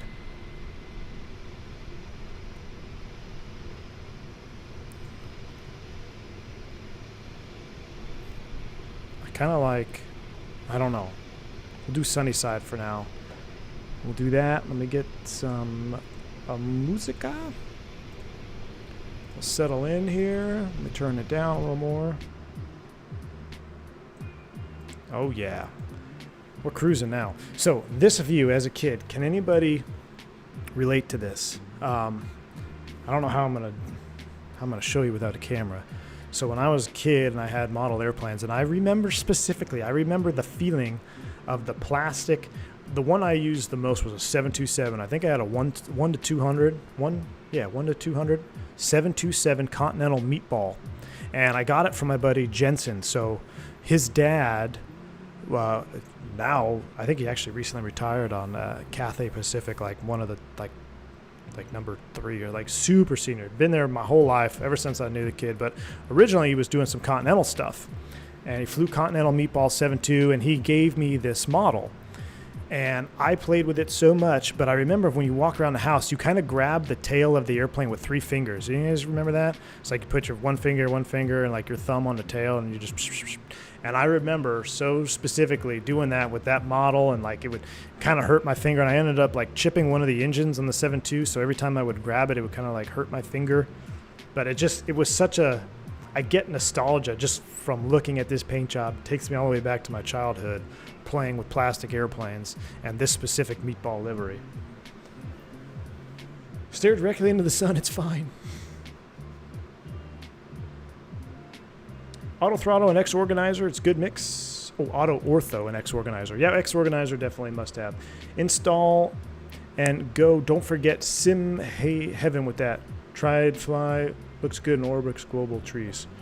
Okay. So yeah, the trees. Wow, what song is this? We're gonna add this one to the permanent playlist.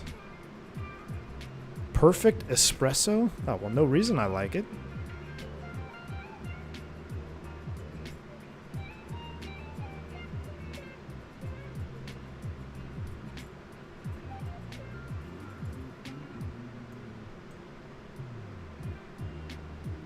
Yeah, I'm vibing with this song.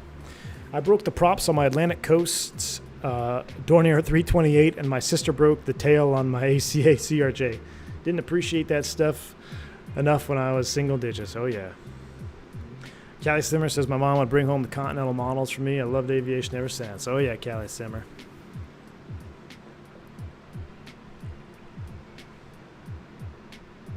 Yeah, that definitely sucks you broke the 328. Had to unload my truck. Thanks for the kind words for me being a dispatcher. I start dispatching school in July in MSP. Thomas Garcia, phenomenal, man. Enjoy your new adventure as a airline dispatcher, man. That's awesome. Team Vodka, better late than never. Hey, Team Vodka, good to see you, my man. Welcome on board, dude. Headed down to Mexico City. I don't know why I'm doing this to myself, but it should be interesting when we get down there. Freeware 330 based on the fly-by-wire is pretty legit. Okay, so that's what I've been seeing everyone fly, and I think someone mentioned that, the 330-900, that's 330 Neo, right? But aren't we waiting for Aerosoft? Isn't there an Aerosoft 330 coming?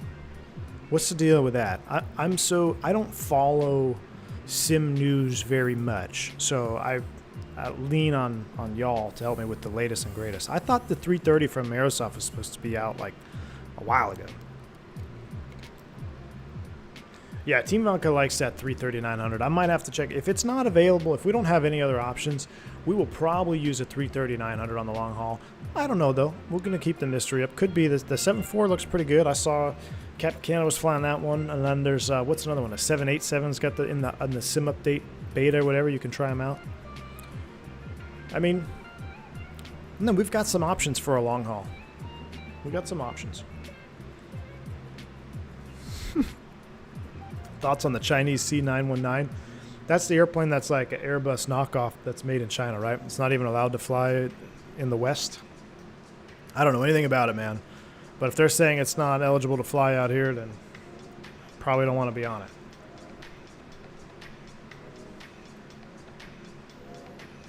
I don't know how good the Aerosoft will be. Headwind 339. Oh my gosh, I almost spilled water all over my Throttletek. That would have been sad. I don't know how good the Aerosoft 330 will be. The Headwind 339 has some issues, but it might actually be better. Interesting. I do see a lot of 339s, or not a lot, but I have seen several in Fort Lauderdale, going down to Brazil. Oh yeah, there we go. Little reflection time. 340. Flight sim guy, yeah. It would be a toss-up between the 340-600 or the Fearless 742 if we did a long haul in it. The problem is, I feel like X-Plane 12, I don't know. I mean, Tolus would be okay because you got autosave. I'm concerned with the stability on a long haul. That's my only thing. You know, we get Vulcan device errors and all kinds of nonsense still. So, while I haven't really dealt with it directly, the stability on a long haul makes me a little bit nervous for X-Plane. But if we got auto-saved...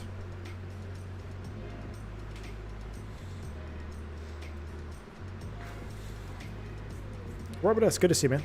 Did you hear the recent story about the guy who operated L3? Yes, I did, Jeremy. Everyone's been talking about that. The guy who opened the door. Now Asiana's removing seats on the exit row? I think that's funny. So yeah, that was just, I don't know why. I mean, it's just people, man. Why? The door opened because it was at 600 feet, so the cabin was depressurized. That's the only reason why that door opened. You try to do that cruise out to, it's not going to open. Even with the assist, I don't think you're going to get that door open.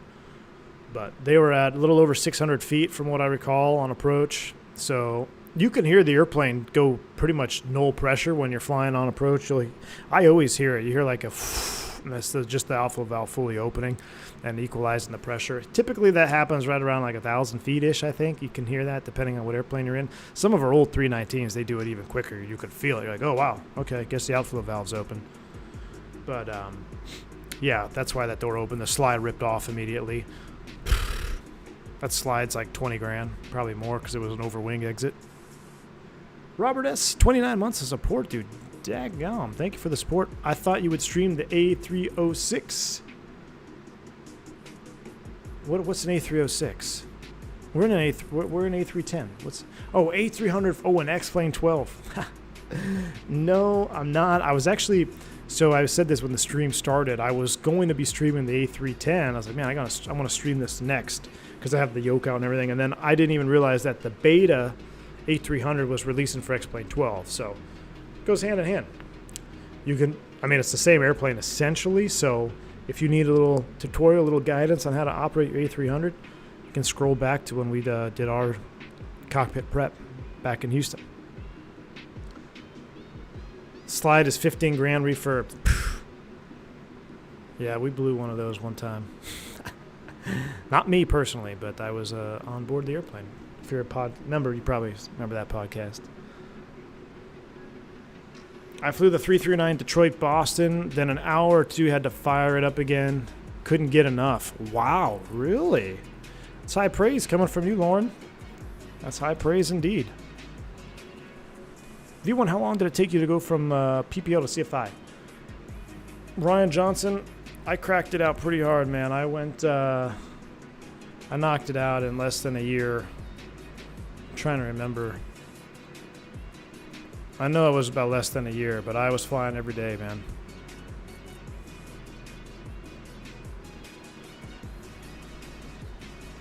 I don't have an official answer. I don't want to lie to you. I'd have to look at my old paper logbook. I don't have it with me here. Actually, no, I don't have it with me here. I did at my old V1 HQ. I had my logbooks. I don't have my. I'd have to go to my OG Cessna pilot logbook, the OG one. It's like blue, about the size of a brick. Looks like a brick, a real thin brick, about that size. I'd have to go check my endorsements. Ever flown to 3-4 November Yankee? Don't start that. Jesper, nice to watch you live again. Jesper, appreciate the support, man. Welcome. It's good to be back live with y'all. It really is, man. It really, really is. Look at the reflections off that wing, though. Oh, maybe we need to do... Oh, yeah, sunny side, though. Yep. 10 for 10. Just ignore what the fuel calculation is. Put the right amount in and you'll be fine. All right.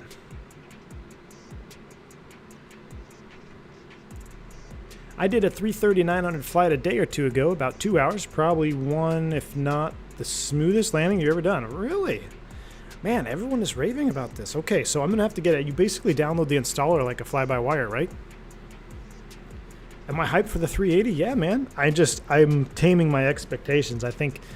we still got a long way to go, so hyped is not the right word. I would use I look forward to the 380 because I think it's quite some time off. When we start seeing videos of them flying around and, you know, doing this, little tutorial videos here and there, then I'll get hyped. It would be sweet if the 380 came out for a long haul, wouldn't it? Dude, then we could do the longest flight. Or it used to be one of the longest flights was DFW to Sydney on the 380. Now it's something else. Oh my gosh, look at the turn. If you haven't already, please smash down the like button for that advertisement-esque turn there of this 310. Looks so good.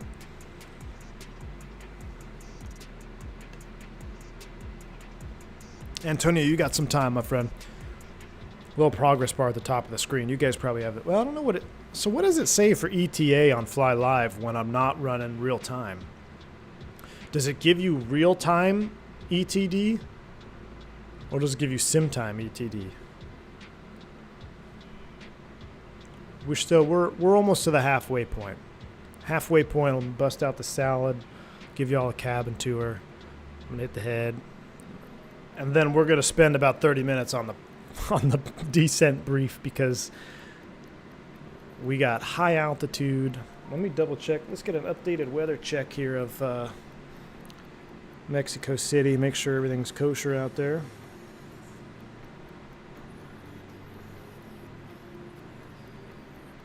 Benito Juarez. All right, that's an hour 20 minutes old. Let me get a new one. I'll leave it to Mexico. They haven't updated their METAR yet. No significant weather, though, on the last one. Our TAF Becoming 20 and 21, 350 at 10 miles, broken at 2,000. That could be interesting. Temporarily, 350 at 10, gust 24 miles, thunderstorm and rain. Okay, so let's hope that we get in before that tempo hits. I'm a little nervous why we're S-turning around here. Let's double check. Oh, we must have just been on a flight plan turn. Wow, look at that. Bank angle check indeed.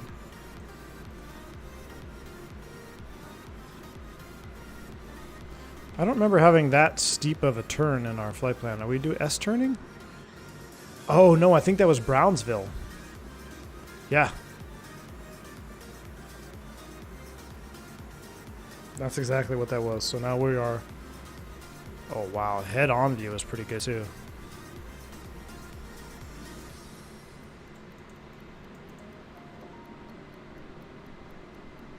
Long haul 225 Antonov.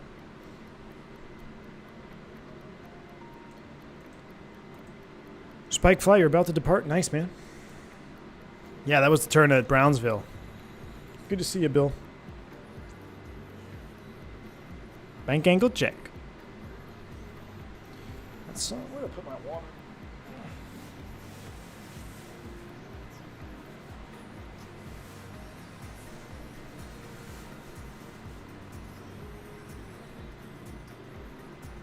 Do I believe in ghosts? Sort of.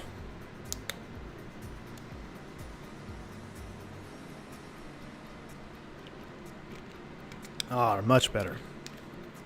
All right. Get some hydration. Would you fly the updated 787 long haul? Kyle, you know, I've been looking at it. I've been looking at some content being put out there about the one that's in the beta. It looks positively interesting. Thing is, the 787, man, I would much rather have a 350. I'm definitely a 350 over 787 person, and I say that as neutral as I can be because I know I'm an Airbus guy, but just like I've been in the jump seat of a 7-8, and it's super comfortable, quiet, roomy, yeah, yada yada yada. But man, I don't know how else to say it other than it felt like I was flying in a cheap airplane. And I know it's not cheap. It's super expensive. It's cutting edge, state of the art.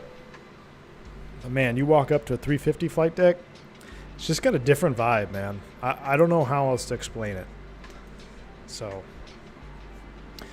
Speedbird himself has gifted 5 more memberships. Speedbirds in chat, especially if you were one of the lucky 5 who just received a membership from the Speedbird himself. Speedbird, where you at, by the way? You're behind me, right? Appreciate the support, man. Flight Dispatch is a boss, indeed. Yeah, Willie, you got a gifted sub, man. Get those Speedbirds emoji out.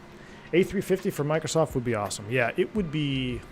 Could you imagine PMD... Well, no. I can't say PMDG and Airbus at the same sentence. It just doesn't work out. A Phoenix A350? That doesn't seem to... Who would be a good developer for the 350? Probably Just Flight. Probably do a good 350. Uh-oh. What are... I see Mateo Chui's been flying the 78X Beta and liking it. So I'm going to trust him on that. It's pretty good. Also, I just have the standard edition. Really? The 787 Beta is that good, huh? I'll have to look into it. I mean, I'm not saying that it's not going to be good. I just, if I had the option to pick between a 7.8 and a 350, I'm picking a 350 every day and twice on Sunday. Ooh, fly-by-wire 350 would be good. 787 cockpit looks like it was made on a 3D printer. Yes. Guy Random, that's a great way to put it. So in the real cockpit of the 787, I feel like it was put together by some dude with a 3D printer. That's a great way to say it. FS Labs will be interesting, yeah. What did they post? Someone posted FS Labs dude is flying a 321 on VATSIM or something, or on Volanta. We'll see. We'll see about it. That would be something, though. Could you imagine FS Labs 321 just like, hey, we're releasing it in 2 months. We've been working behind the scenes. That would be very interesting. 350 must be underground developer yet to appear out of the woods. Yeah. Do you think they could ever make a full running aircraft on a 3D printer? Is it possible? Well, anything's possible. Probable? No. But anything is possible. I've dispatched both, but the 350 feels more premium. There you go. Where are we at? Where are we right now? We're out over, like, somewhere juicy. We should do a once we get halfway, we'll do a cabin tour. Almost halfway. Actually, we're really close.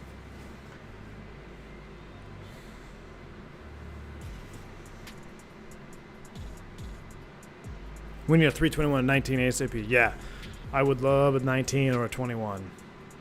If FS Labs is indeed, I mean, I know they said that they were bringing their products to Microsoft, but I've dealt with FS Labs before as a straight consumer, and I know it takes very, very, very, very, very, very long. In fact, I had switched sim platforms before. I'm trying to remember, was I waiting for like the 319 version or whatever version I was waiting for to come out? I just left FSX and went to X-Plane before it even, what I was looking for even came out. So maybe P3D. So like the what was the last thing they released on P3D? It wasn't all that long ago. I want to say it was like 2 years ago they released an update for like Sharklets and 321 or... No, it was a Sharklet upgrade they released a few years ago. You said the 787 cockpit looks like they purchased parts from Walmart and threw it together. Yes, that too, Jeremy. Not going to lie, I wish fly-by-wire done a 350 over 380, but I'll take the 380. Yeah, of course, me too. I wish they would have been a 350, but I'll take both, man. Do you know why V&E is so much higher on wide bodies and narrow bodies? Just the way they were designed, man. So wide bodies go a long way, right? So they're probably two things. They're probably going to get up higher. So you're going to be able to go at a faster Mach.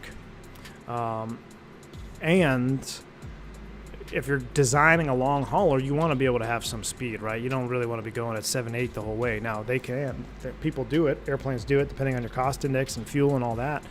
But if you also look back in the day, I mean, these older airplanes, man, the V&Es were much higher on all these airplanes. It's when building an airplane no longer was about building an airplane and making it look beautiful and elegant and all this stuff. When it all became about money, then V&Es went out the window and everything significantly dropped. But I mean, look at the 7.2. L1011 used to do like 8.5, 8.6.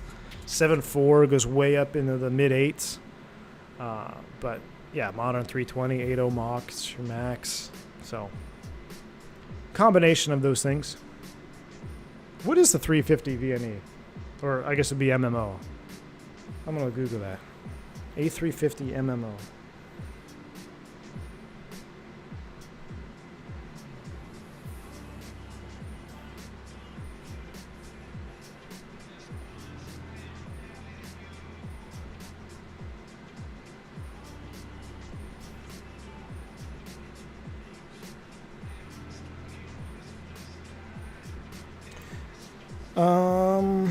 Why can't I find it?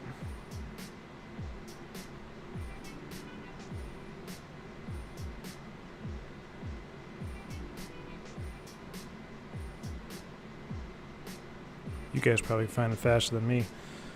A350 900. Here's some deets according to Airbus.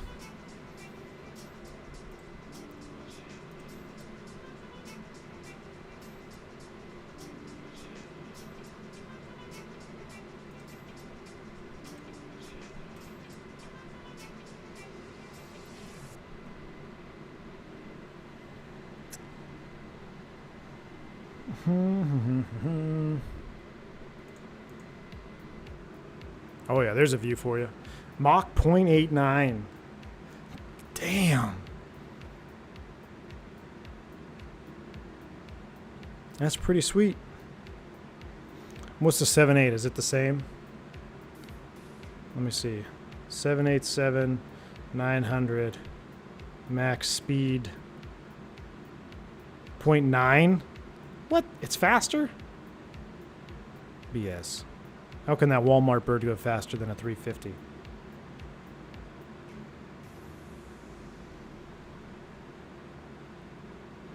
Hold on, I'm still researching. I don't believe it.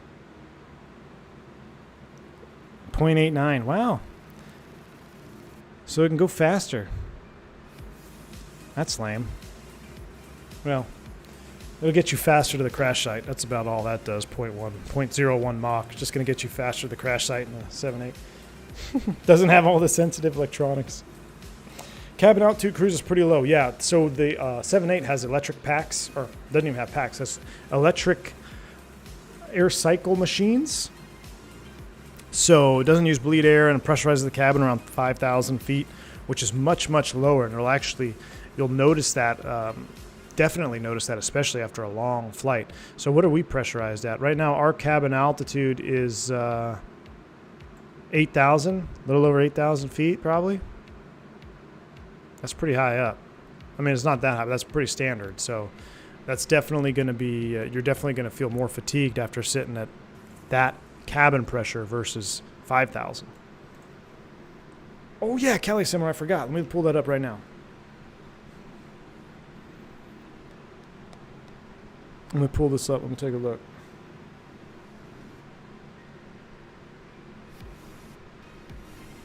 First thing I see on there is Tyson saying, you have an 8 and 11-year-old and wants to get on TikTok. Jeez, you guys in the TikTok, man. Y'all got to chill it with the TikTok. Too lazy to start my PC, but Christy was watching the stream. Oh, nice. Hey, dude, the stream looks pretty good there, Christy. Looks pretty good on that picture.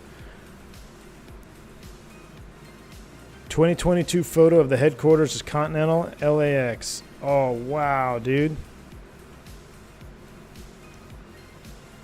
That's crazy. Abandoned building, but still there.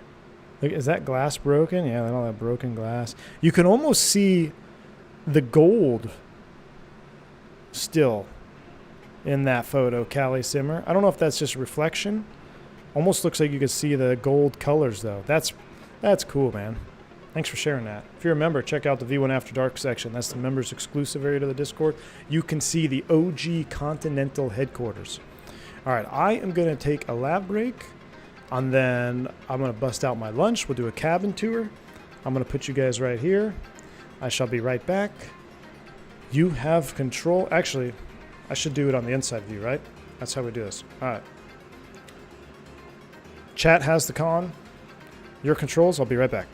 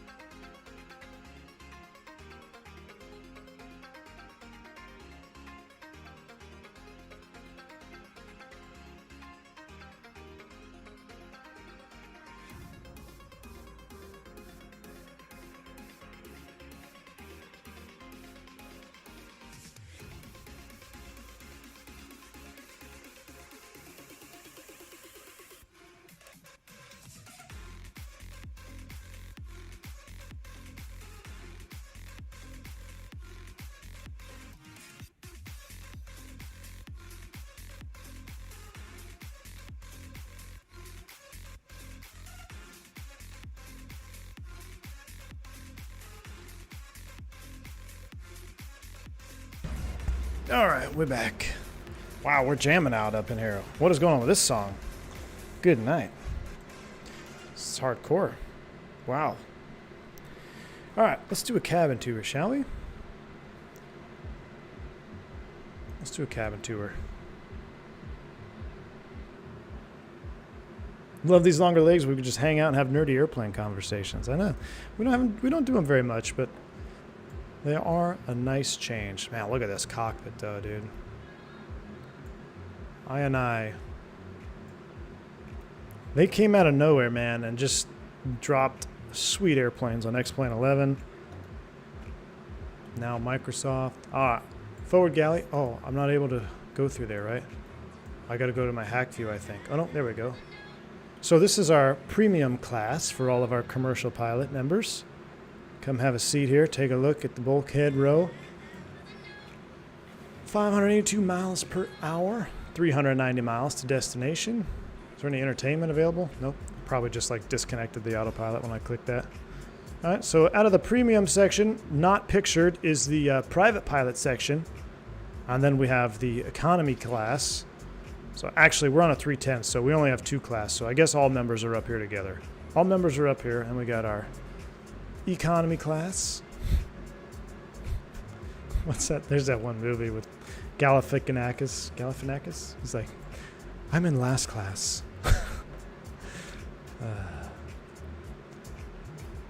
Oh, look at that view right there. This is the view. So if I can get it right. Man, that over wing view with that fat wing.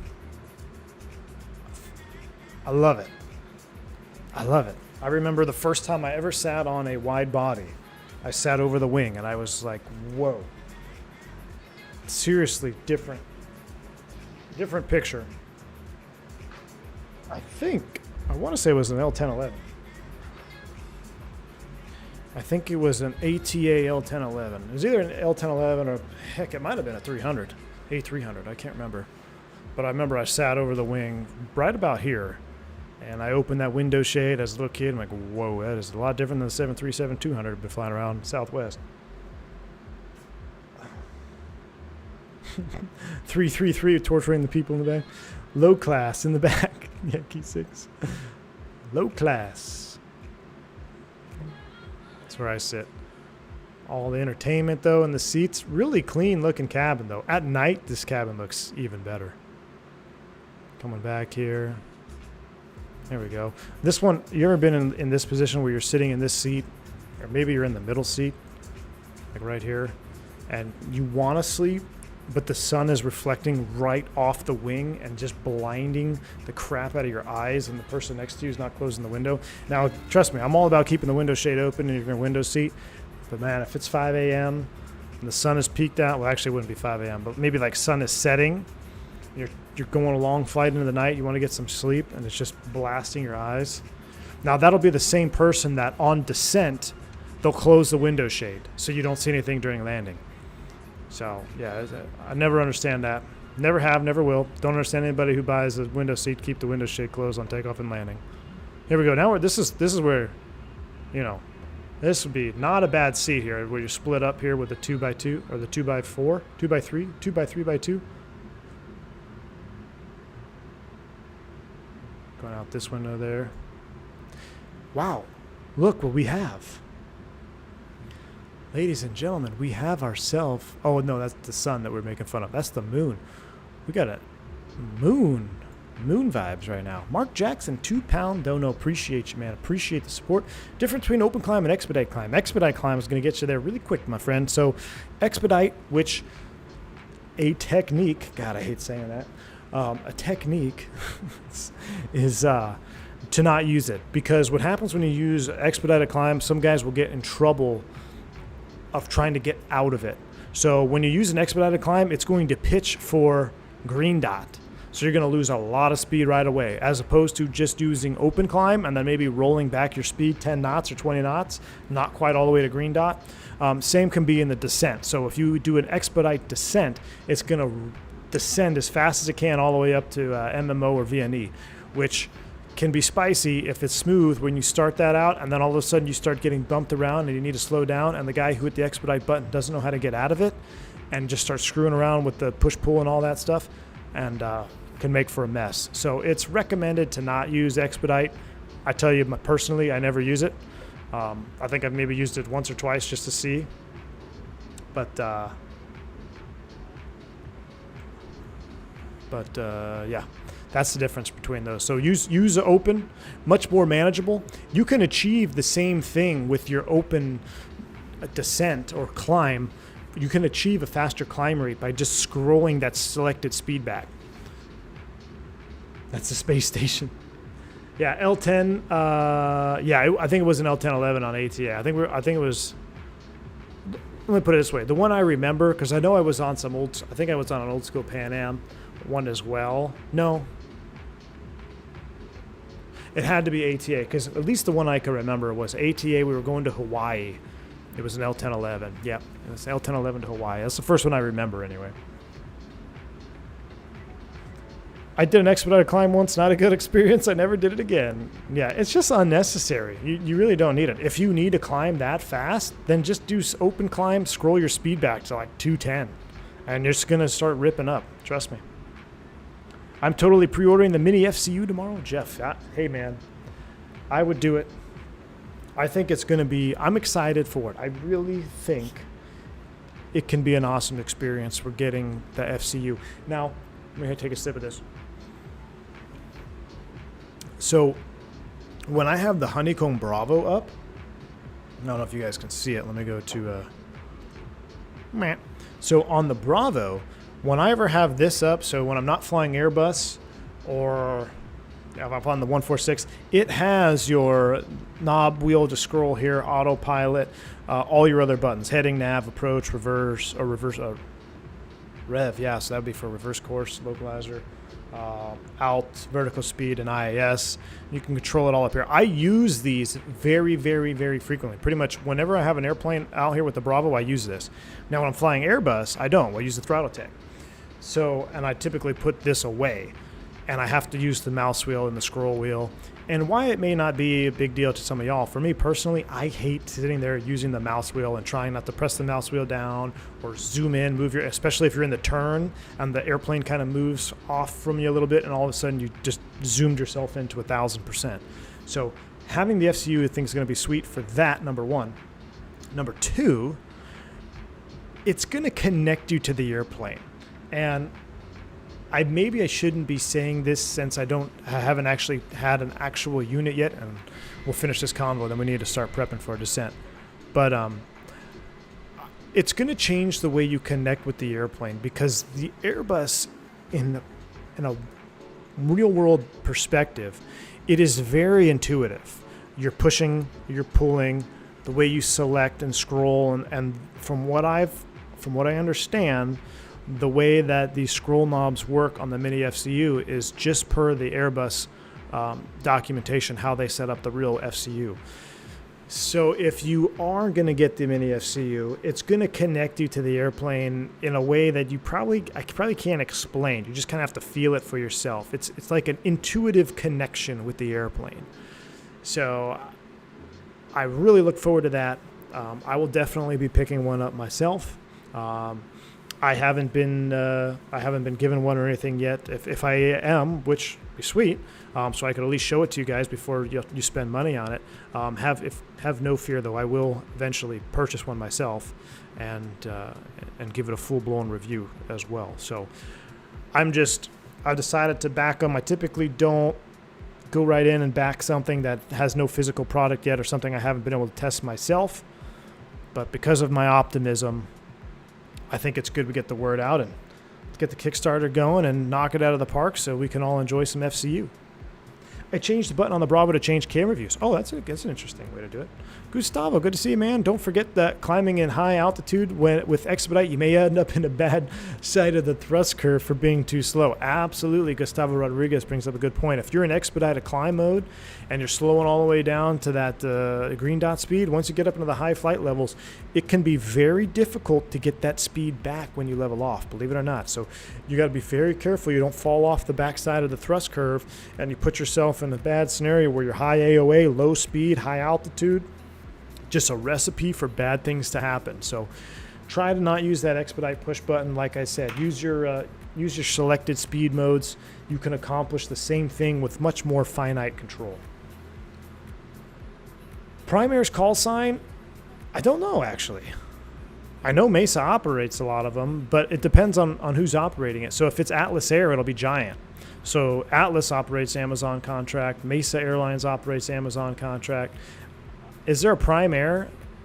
Is that a call sign? Not sure.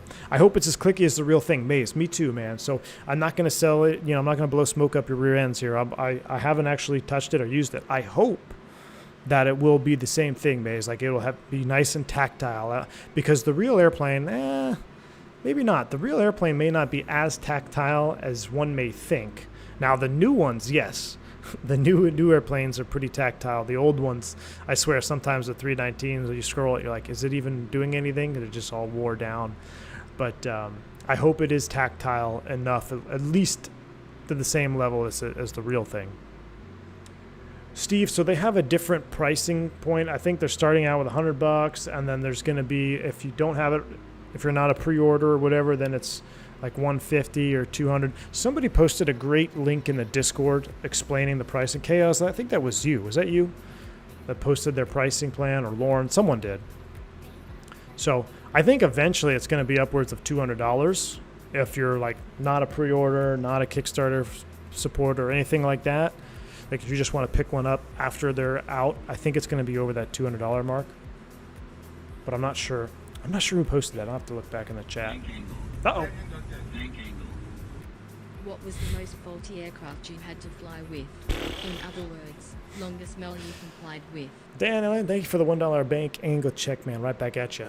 Recently, I had one that was very long. It was a flight. I'll have to look it back. We're actually, when I get back in the Phoenix, which will either be later this week or next week, we're going to be doing. We're going to be recreating some MEL flying. It was one of the flight controls, Dan. I don't remember which one exactly it was, but essentially what made the MEL so long was that at the gate, prior to every single flight, every leg, maintenance, number one, had to come out and do their procedure. They did something in the avionics bay, and then they also did something in the cockpit. Once they did their procedure, we now had a 7-page MEL. That long story short, basically you have to pressurize all your hydraulics at the gate. You have to check each flight control computer system individually and back it up. So basically you isolate the flight control computers and make sure everything works, do a flight control check, then to switch that computer off, do the other flight control computer, then flight control check. So basically you have to systematically go through and check all that stuff. And it was it takes a long time. It doesn't take a long time. It takes a couple minutes once you've done it 4 legs in a row like we did. That it's one of the lengthier ones I've had to comply with. Now, there's also one that's even longer, which is a no flight director MEL, which Wrong Side Sim actually brought up to me, so we're going to do that as well. So when we're in the Phoenix next week or later this week, we will start doing some Phoenix flying with aircraft in ops. I just had a great idea for an emoji. It's going to be an MEL sticker.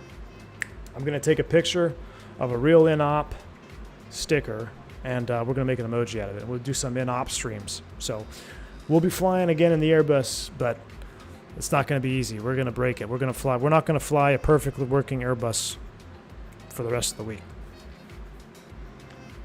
All of his 319s, Mike P. Yeah, the last one I had, I took a picture of it. Let me see. The last one I had, I walked into the airplane.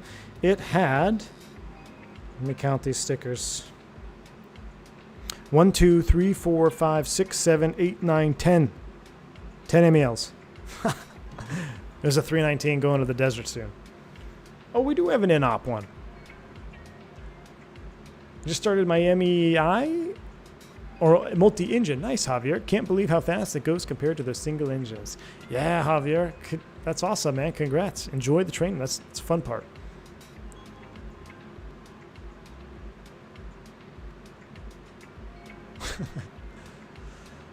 All right, let's take a look at our approach here. So we got some time. What's our top of descent? Let's go to prog page.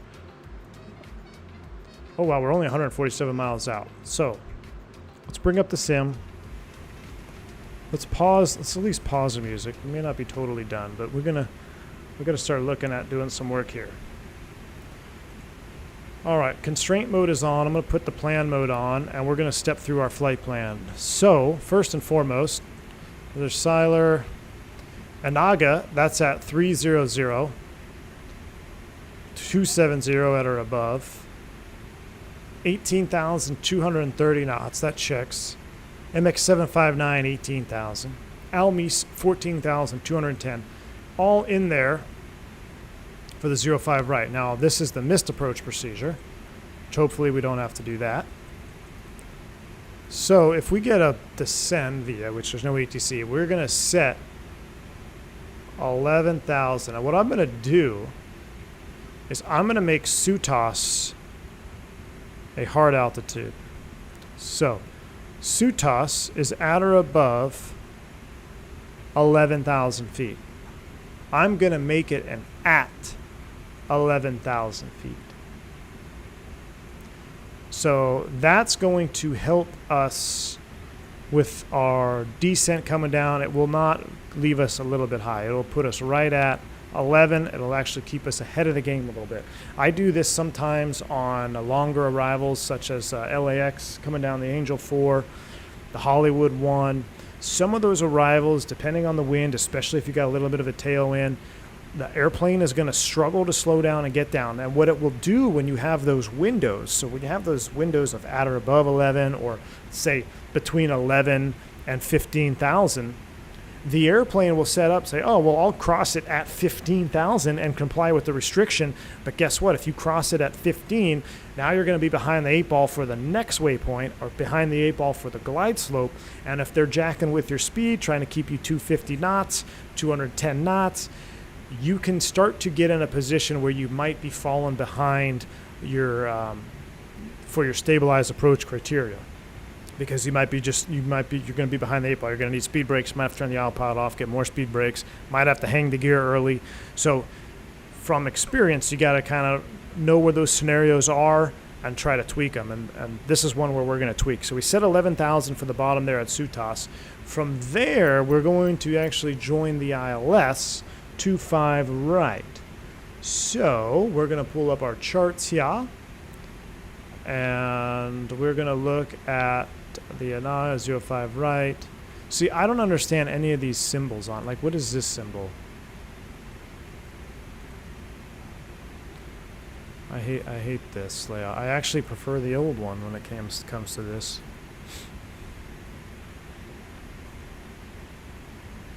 Like, I don't want the info. I just want to look at the chart.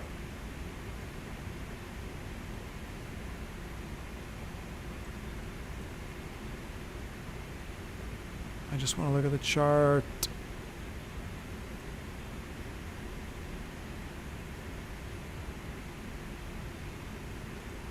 What if I change this to IFR? No, it doesn't change anything here. So come down here, open charts, approach, ILS is Zulu. I have it pinned, and then you have to like click 47 different buttons to just open the chart. Yeah, this is great for VFR. I like what they did with the map and stuff, but man.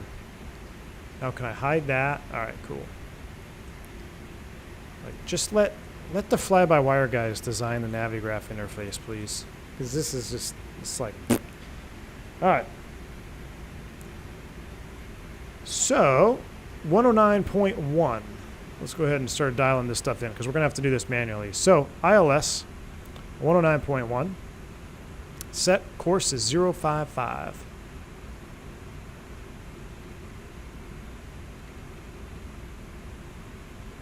.055 course is set. Do we need any VORs to back us up? Not on this particular approach, but it's always a good idea to have some DME distance information there. So, can we have a RadNav page in this airplane? I don't think we do. No. All right, so it doesn't matter. But you could back up. But we don't even need a VOR on this one, other than missed approach. But we are RNP capable, so we'll be fine. So we have GPS.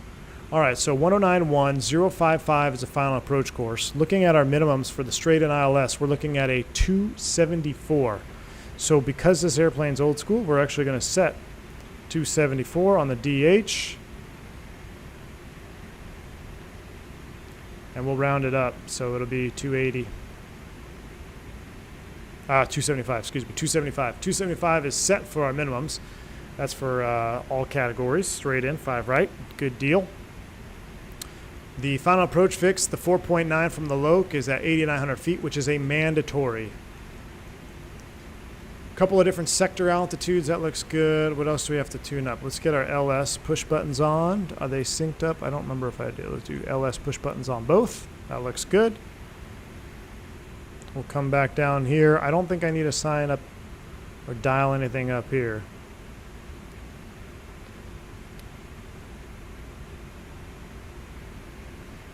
I didn't even know we had this down here.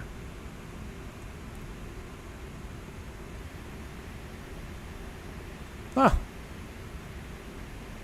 That's map mode. Is there a weather radar in this thing?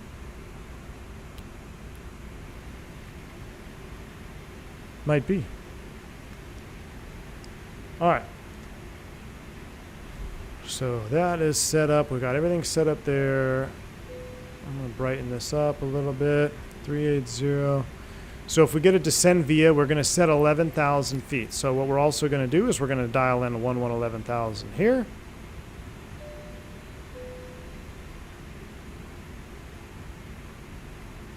Oh boy, Mike P has dropped 5 gifted subs. Mike P, my man. Wow, a lot of subs this chat. Goodness, or this stream. You guys are awesome. Thank you so much for the support, Mike P, man. Appreciate you. Gifting 5 subs. Jeff C, Fly to Live, Javier, and Jacob Landon and Mick Sesh all got memberships.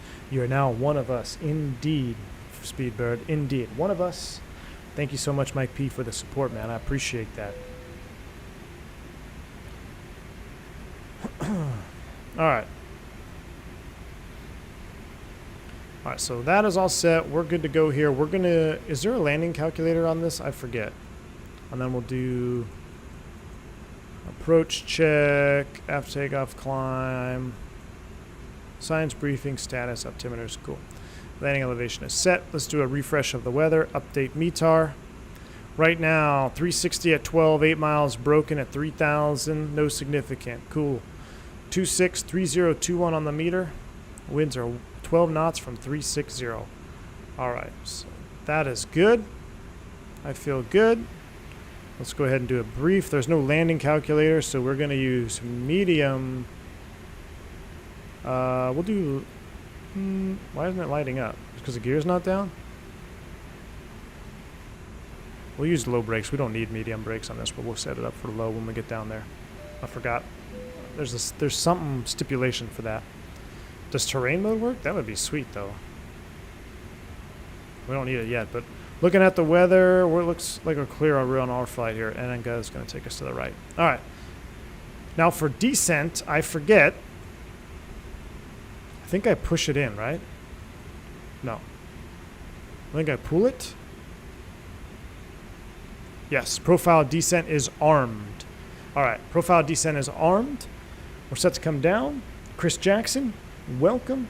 Oh, gear has to be in neutral. Oh, shoot, we left it up the whole time. Thank you. Duh. We'll use low brakes, full reverse. Appreciate you, Javier. I forgot. This is before Airbus realized the superior way to create a landing gear lever was 2-position landing gear lever instead of 3-position, like the other airline manufacturer. I should center tank feeding, just making sure everything is good with our fuel. All right, make sure we're in balance. All right, let's do a quick briefing here before we start down, shall we? We have a sip of water. I'll brief you, and then we are going to enjoy the approach.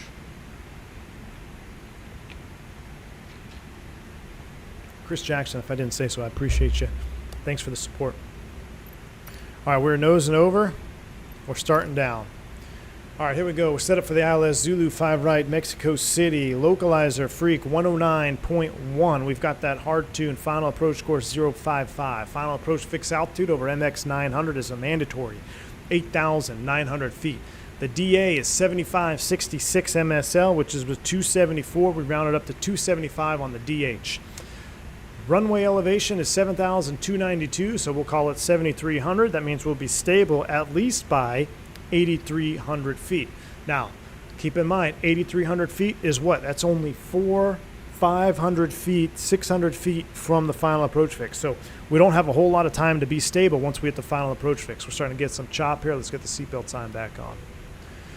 Multiple sector altitudes around the Mexico VOR, the highest of which is 14,800 out towards the northwest quadrant, which is, disregard, the southeastern quadrant there is 19.4, which is much higher.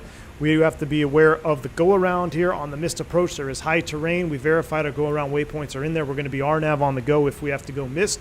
We've got to make sure we actually follow where we're going. We probably will be in some scattered clouds. There is high terrain all around there. So this is a no joke missed approach if you have to do it. So we've already verified it. Looks good. Coming down here, we're looking for Pappets on the left, high ALS approach light system. If we have to go mist, we talked about it straight out, 055 to MX 949. We're going to continue to climb on the mist up to 14,000 feet in hold. So we're going to set at or above 12, and then we're going to continue climb and hold at 14,000. So our mist approach altitude will actually be 12,000 feet initially. Landing on 5 right, if I go back to the airport page here, or I have them pinned somewhere.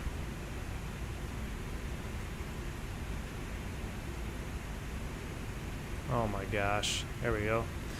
Landing on 5 right, I don't know why that's overlaid.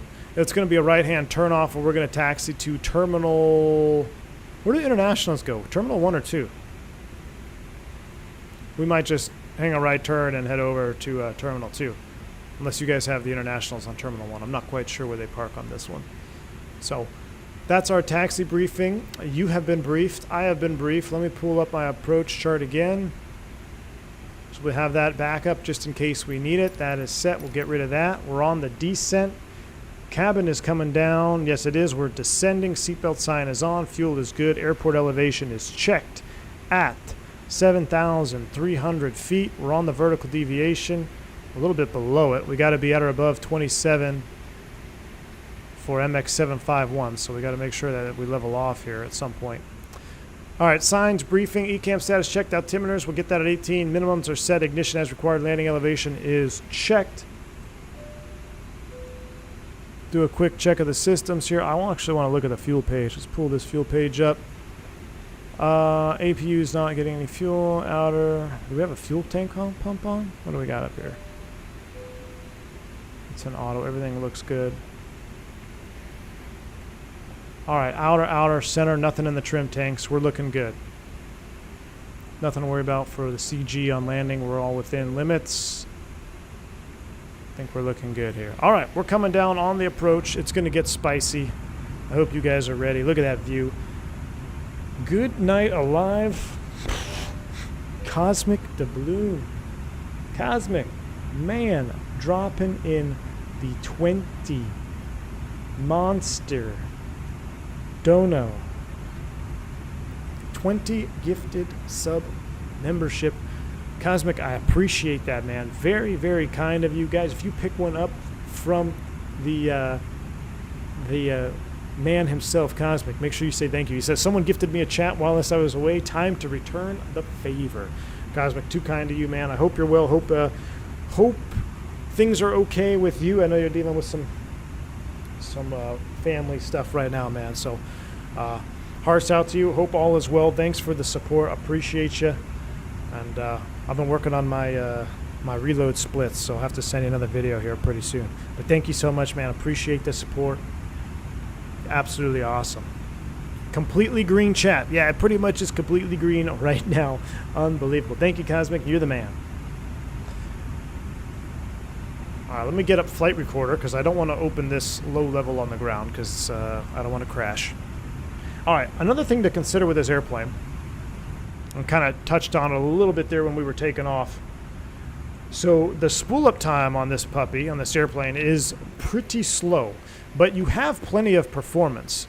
But you really need to be mindful of the energy state of this airplane, because if you get slow and you have those throttles back at idle or whatever you may be doing, you are going to need some time to get the thrust to come back out. Now, this is a twofold problem. Number one, if you can't get the power in quick enough, you can very easily stall the airplane because you're low energy, you'll be high AOA, and it's going to take some time for the power to come up.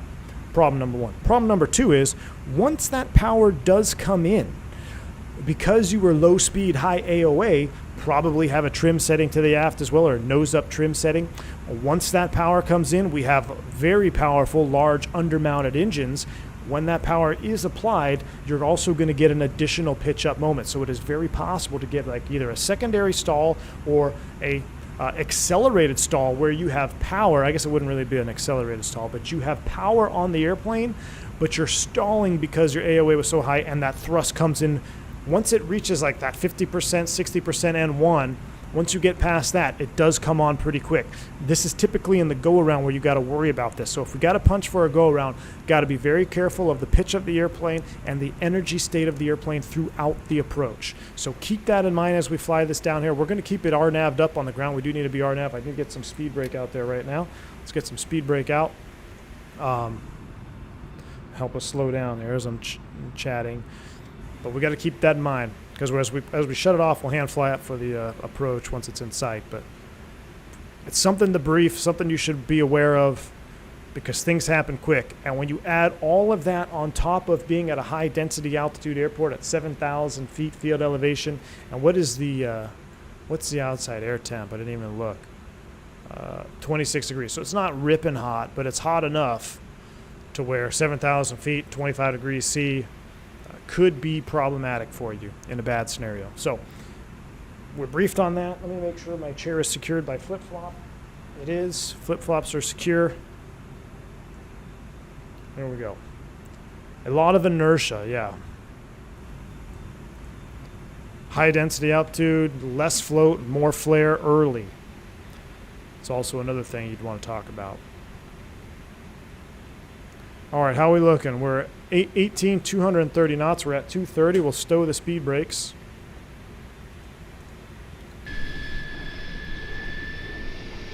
As we begin our descent to Mexico City. God, I love the look of this airplane. Why don't we fly it more? I don't know why we haven't flown this airplane more. It's so pretty. Butter gets another gift bomb. Uh-oh. Pressure's on.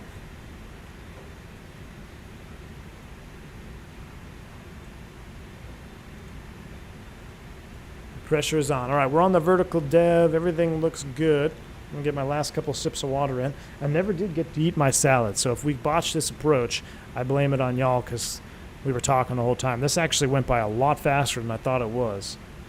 We kept 200 plus viewers the whole time. Appreciate y'all's support, man. That's awesome. Whenever I can see that chat stand upwards of 200, even in cruise, it's really, what's the word I'm looking for? I don't know. It makes me feel good about the content that I'm producing, because that means you guys are still interested, whether it's on in the background or not, and just I feel like it's a solid support coming from y'all. All right, humbling. There we go, Mike P. That's what I was looking for. Thank you. It's very humbling to see the numbers retain over 200 in a cruise of 2+ hours. I mean, that's it's very humbling. I remember starting out streaming and it was like, man, I got 20 people watching. This is awesome. Awesome. Encouraging. Yeah, encouraging, humbling, all the above. Encouraging and humbling. Those are the words I'm looking for. Next to you says, V1, just want to let you know we're all counting on you. Circle of trust, Captain. Exact. Thank you, man. Just wait till wrong side sim comes in with a dono on the last turn. Better not. I'm going to have to mute that alert box. Speaking of, I need to unmute it. But all right, man, look at this. I haven't done any Mexico City flying. So I do have a scenery for y'all. I did pick up a scenery. I think it's from FlyMex. Does that sound right? They did a Mexico City airport. I just loaded in to see what it looked like. It looked pretty decent. Nothing to write home about. I think it was 16 pounds. So I did pick that up before the stream. But Mexico City in of itself should be pretty fun to fly into. Look at the terrain down there, man. All right, we're getting a little bit high, a little bit more speed brake in there. Look at that view off the nose. And the reflection of the scratches of the glare shield in the window. That's just stupid. Cat 3 Approach, you're a new subscriber. Well, welcome, man. Appreciate you. Remember the ISIS convo we had after implementing? I had people who couldn't believe me that's how it works, so now they are going to get another... Yeah, get another one to confirm it, Chaos. It works. I actually had it up on this last trip. And actually, so one thing I did notice, Chaos, the diamond that you used, if you could shrink it by like maybe 20%, can you do that? Make it a little bit smaller, but the same thing applies. But the diamond is a little bit large on yours. And then the other thing I noticed, I don't know if you can change it or if it's an option.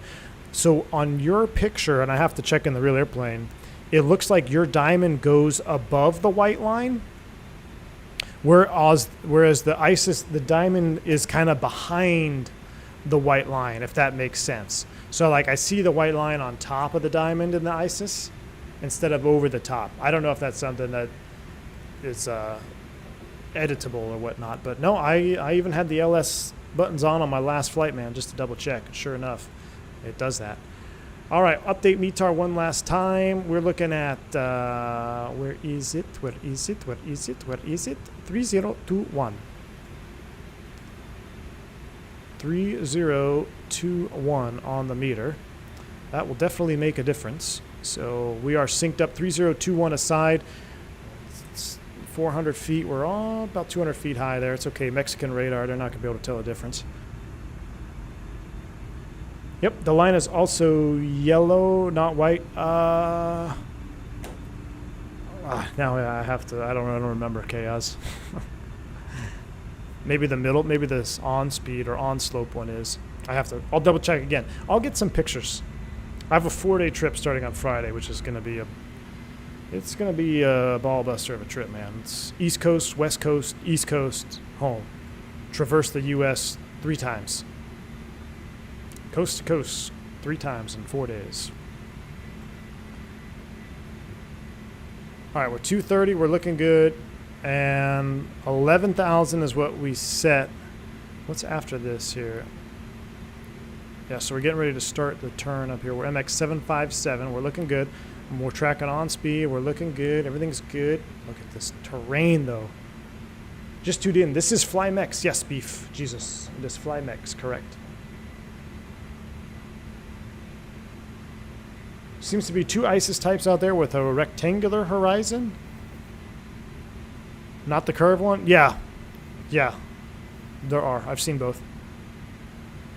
Cali Simmer, you did. West Coast. It's funny, my buddy from grade school, I'm going to Orange County, actually. Shoot, we're going to have to do an Orange County stream.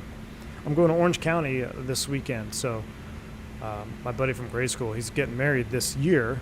I'm the best man. I'm actually going to stay with him one night, so it'll be cool to see him. But I will be West Coast again, Orange County. We'll have to do an Orange County flight before I leave so I can refresh my procedures. Oh, Javier, I think I just have the airport. So I just have the airport FlyMex. Everything else is just default Microsoft Flight Sim. Everything else is default Microsoft Flight Sim. The FlyMex is the airport that I have.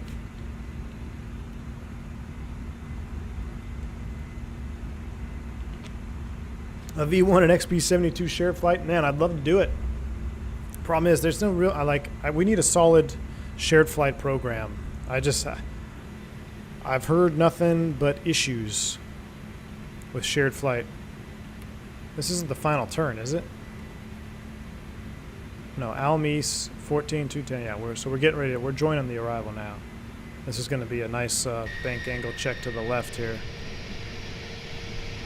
Wow, look at that. Screenshot.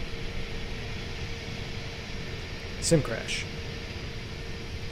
Pro tip, if it gets too laggy when you land, it's coming from the south terminal. It is? Uh-oh. You got me nervous now, Beef Jesus.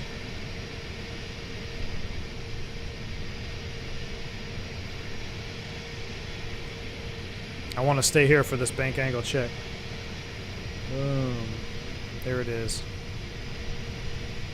Oh. You know what I really like on this airplane is these pack inlets here. This like bulbous design. It just makes it look aggressive. I don't know. It looks so cool. Juicy indeed. Your controls has gotten better. I'll have to hit up wrong side. I saw he was trying to do, or he's done a few successful shared flights, I think. Bellamy Craft, it's Flymex is the airport scenery I'm using. All right, we're out of 17 now. Almies is at 14, 210 knots. Got to stay on it. Got to stay on here. I want to look at all this scenery, but man, we got to stay on this arrival. Flight Dispatch has gifted another 5 subs. The Speedbird himself has gifted 5 more subs to the channel. Flight Dispatch, we're running out of viewers to turn into members, my friend. Appreciate you so much, dude. Thank you for the support. Speedbirds, right back at you, Flight Dispatch. Speedbirds.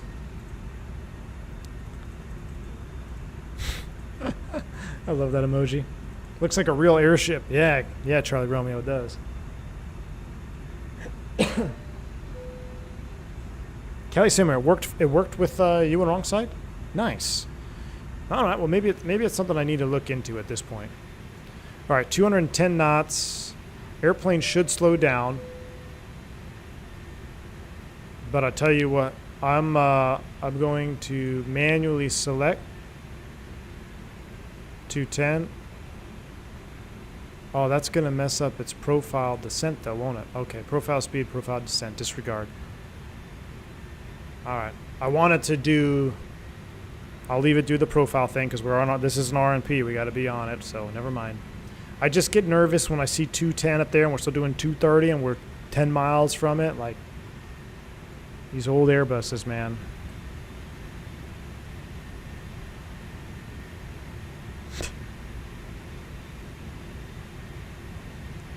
Yeah, I agree, man. The way the engines look on the 310, they stick out further or something.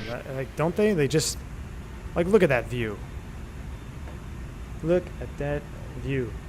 Oh, 300 likes, and you guys are awesome. Thank you. And we had 310 likes. Wow, you guys are awesome. 310 likes for an A310 stream. Freaking sweet. I was going to say smash the like button because look at this view, but you don't even need to do it. We already got 310 likes. You guys are awesome. Speed should slow this plane, just waits until the last possible second. Well, that's typically how VNAV is. Even the new Airbuses, they wait till the last second. They're like, oh, I can calculate slowing down 20 knots in 3 miles. And then it goes, more drag. Welcome to the Airbus. All right, so we've got our LOC. Looks like it's picked up. We've got DME 19.4. We're looking good. We did our checklist, right? Approach, we did all that, so that's the landing checklist. It'll be gear, auto brake, anti-skid. Oh, and we're doing we're definitely doing a 30-40 approach. And it's not for cinematic purposes, it's for actual purposes. All right, speed brake on, help it slow down here to 210.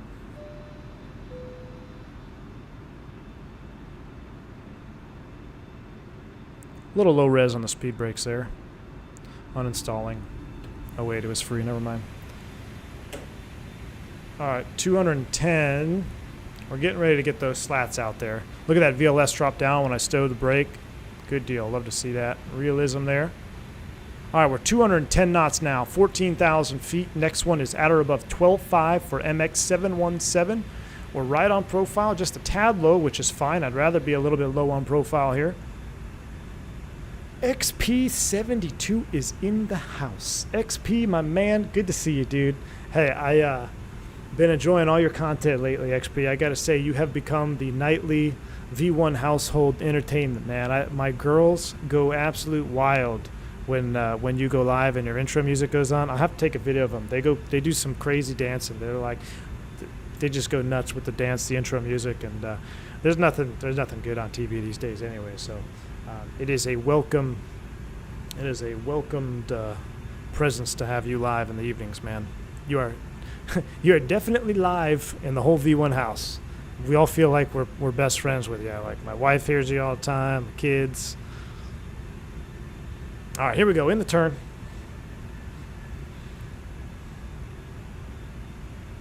They have golf courses in Mexico? I guess that makes sense. I don't know why that seems surprising to me. It's probably a tourist area. All right, 13. Let's go ahead and get those flats out. 210. 15 zeros coming up with the slats. All right, now it's 190 knots. So this is what we're going to do. We're going to go select speed 210, level change 11,000, speed brake out, because I'm going to take manual control of this now because I don't want to allow it to get high. So we're going to get down to 11. We're also going to slow to 190 K knots.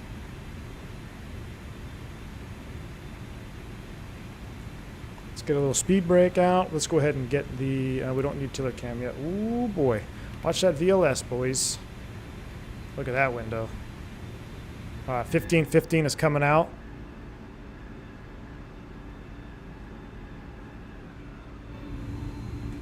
Oh my gosh. All right, let's get the replay going now. Oh no, we're still far out. We haven't even turned final yet. That's all right. I'm going to start the recording now. What the hell? That golf course is in a very far away suburb. Interesting. All right, 11.3 for 11. We're going to continue descending to 9.7. And then we're going to arm it up. 9,700 is set altitude blue. We're 200. Oh, no, we're 190. I'm going to do a narrow body Airbus move here. Go to 180 because 190 makes me uncomfortable because I fly small Airbuses. So we're going to do 180 here. Look at that VLS come up and bite you. That's so realistic. I love that. We need to get down, though. We're a little bit high on slope still. We need to be 9.7. What's the altitude after? It's 8,900 for the final approach fix, which we briefed. So let's go ahead and set 8,900. And as soon as we make the turn in RNAV, we're going to arm it up here. So I'm thinking the RNAV is going to be a little bit more accurate. Traffic, United Charlie 214 Heavy, clear of 5 right at Foxtrot taxi to negate via Foxtrot. Bravo. Associated traffic. All right, let's go ahead and arm it up. V-Loc. Actually, we do land. Glide slope blue, Loc blue, Cat 2. Can I do double up? Yeah, we can. Cat 3. Mexico City traffic, Continental 357, turning final for the ILS 5 right, Mexico City. All right, let's start working that speed back. Gear down.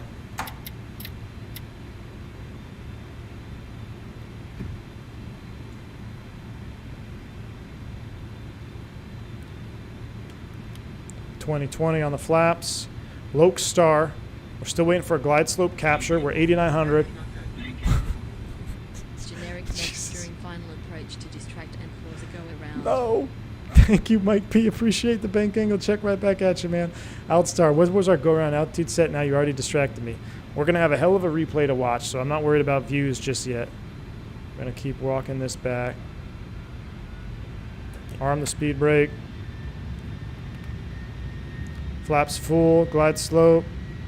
Landing check is gear, auto brake, anti-skid, slats, flaps, and spoilers are armed. Power's coming up there because we leveled. That's a 250-hour pilot move. VAP 131. Yeah, right, dude. I'll give you 140. We're on slope, go around altitude initially was 12,000 if I'm not mistaken. Going altitude set 12,000 blue, a little bit high. All right, I'm just gonna take the over here. We're gonna go autopilot off. Can you not drive me into the ground, autopilot? Thank you. Thank you, thank you. Let's get auto thrust off. I have control. Jeez. Oh, look, nice city load in. Wow, that was ugly.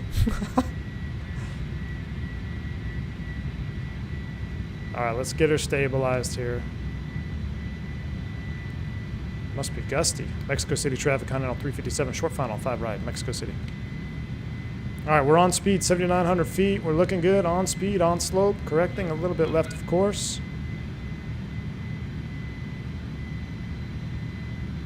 Mexico City traffic, 7 on finals from 405 right.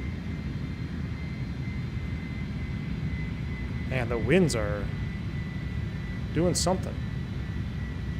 All right, there we go. We're on the slope now. 2 whites, 2 reds. What?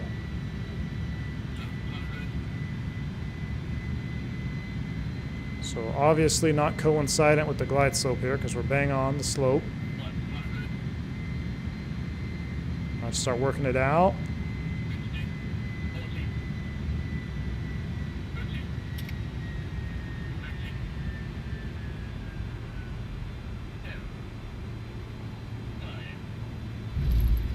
Golly. Find that center line there, Captain.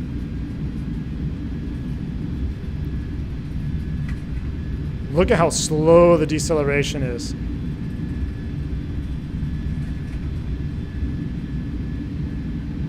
$70 knots. Manual brakes. Can we make this one? Yeah, we can make it.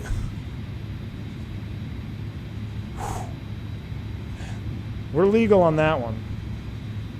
That approach with the ground speed and density altitude was spicy meatballs.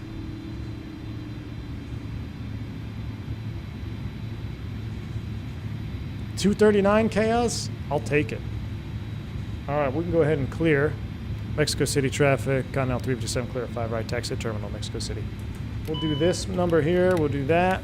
Brakes are hot. Yeah, I bet. Let's turn it around here. 15 knot crosswind did not help. Did not help. I think there was some gust factor in there too. I swear it swirled to a tailwind or something because we lost a lot of performance. Mexico 495 turning final 9 miles. 405 right. So I'll have to check the replay, but inside of that final approach fix, I swear we were low and the speed was dropping, and you probably saw me. I had to bump the N1s up to like 80% just to catch the energy. That goes back into what we were talking about, the energy state of the airplane. Don't think of it as just speed and altitude. You need to be thinking of the total energy side. Oh, speed bid. Welcome to Mexico, speed bid. You have to be thinking about it as a total system with that energy. But yeah, that was, I'll be interested to look at that replay because I felt like I had to add a bunch of power there just to get the, almost like if you've ever driven a boat, like almost get the airplane back up on pad, get the boat on pad or up on plane. Kind of the same feeling there with this approach. FO only landing. We got her down. We weren't barely legal. We were legal, but we definitely had a float. But I will take that. We're gonna make our way back. I guess I'm gonna leave the lights on. I'm not gonna do any light stuff here because I don't want to listen to the. So we'll leave the lights on, and we'll taxi all the way back to the terminal. Is there like some kind of haze up here? Speedbird. You saw up to 21 knots for a moment? Man. Yeah, it was not one of those calm wind approaches. I feel like I was supposed to go to the other terminal. Look at our wheel temps though, upwards of 390, 430 on that right side. That's pretty cool. Smoke those right brakes. The haze is just smog. I thought it was something else. I mean, we are in Mexico. Mexican smog. It's not legal in all 50 states. It's legal out in Mike P's area.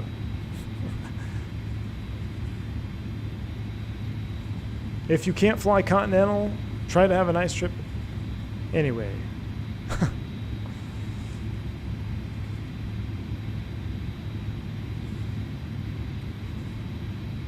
I don't know who this turboprop is over here, but we're going to pull a flex and we're just going to park right next to it. Should we just park right next to the turboprop on the GA ramp? I think we should park next to the turboprop on a GA ramp. That dude, he's probably firing up like a Baron or something. He's like, oh, I'm just going to go on a nice flight. Alright, screw it.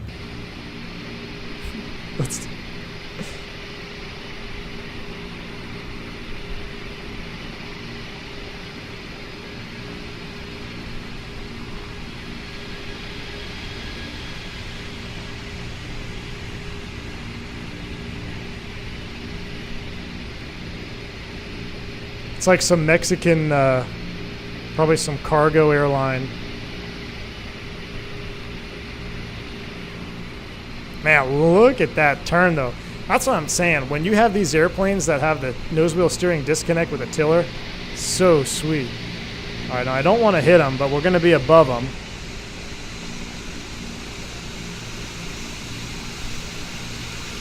Tip to tip here on the parking. There goes the speed bid. Oh. Brakes are set. I don't want to do... We can do state saving. Let's do a shutdown. I should have started the APU. I wanted to hear the spool down. Look at that. The dude's like firing up an Embraer 110. Banderanti is going to go fly some cargo in Mexico. And just... traffic, Air Mexico 495, vacated 05, right? Gotta love it. Speedbird parks on the other side. Oh man, that's too much fun. Too much fun. Alright, this APU takes 42 years to start up, so what do you say we just go into the replay, shall we? Yeah, it hasn't even spooled yet. Alright, enough of you. Let's go to the replay mode. We'll reconfigure, right, I think we're about there for the flaps. So we'll pop those flaps out. Hold on.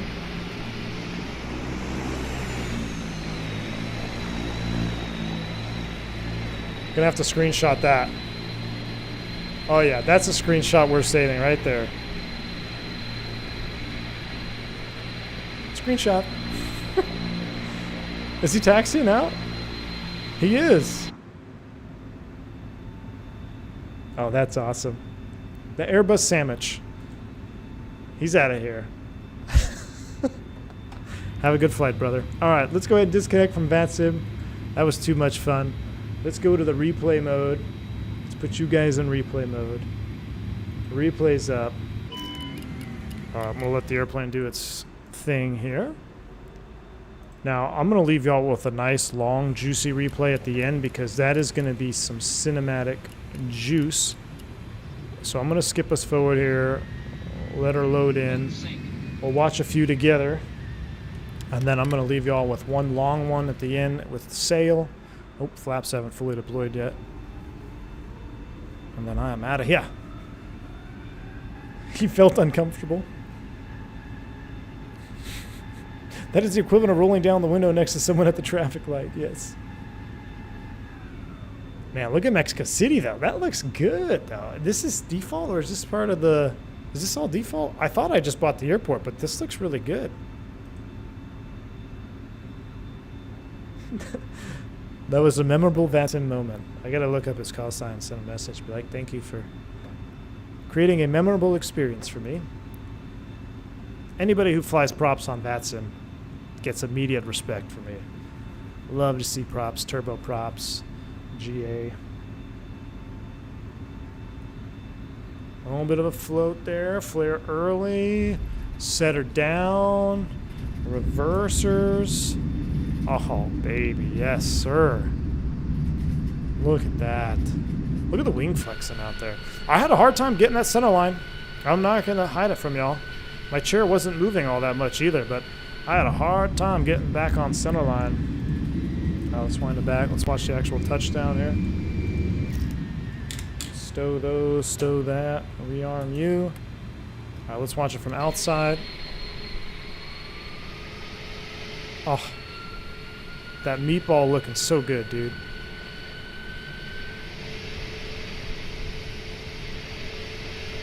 The gold, Calais Simmer, like the gold on this livery, the guy who painted this did a perfect job getting that gold color, didn't he?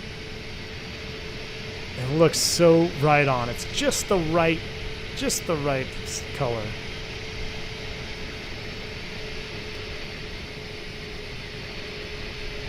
Ooh, that's why it was hard. I bet you that's why it was harder, as hard as it was on a 236 or whatever y'all said. Because look, that wind literally wing rocked us. Wing rocked our wheel right into the ground. So we'll watch it from here. Then I'll do a pseudo flyby cam. Yeah, it's absolutely perfect, Callie Simmer. You want to meet Paul Jamie? Jeez. So watch this. Watch the wind. So I'm like, all right, we got it. We got it. Nope. Almost double tap that left one. I'm trying to fight that wind. All right, so I'm going to pause. I'm going to go. I'm going to do this. I'm going to set up a kind of like a flyby cam, and then I'll rewind one long one for y'all to enjoy without me yapping in the background. I'll put sail on, and we can get out of here. I need to get a new office chair because my rear end is really hurting on this chair. XP, I need to get one of your chairs, man. I'm gonna have to look into it. Oh no, it's not what I wanted. So I gotta go here. I need to go camera, and I gotta unlock you. Drone follow off. All right, cool. All right. Where's the touchdown markers again? Oh, they're way over there. All right, here we go. Let's watch a few of these.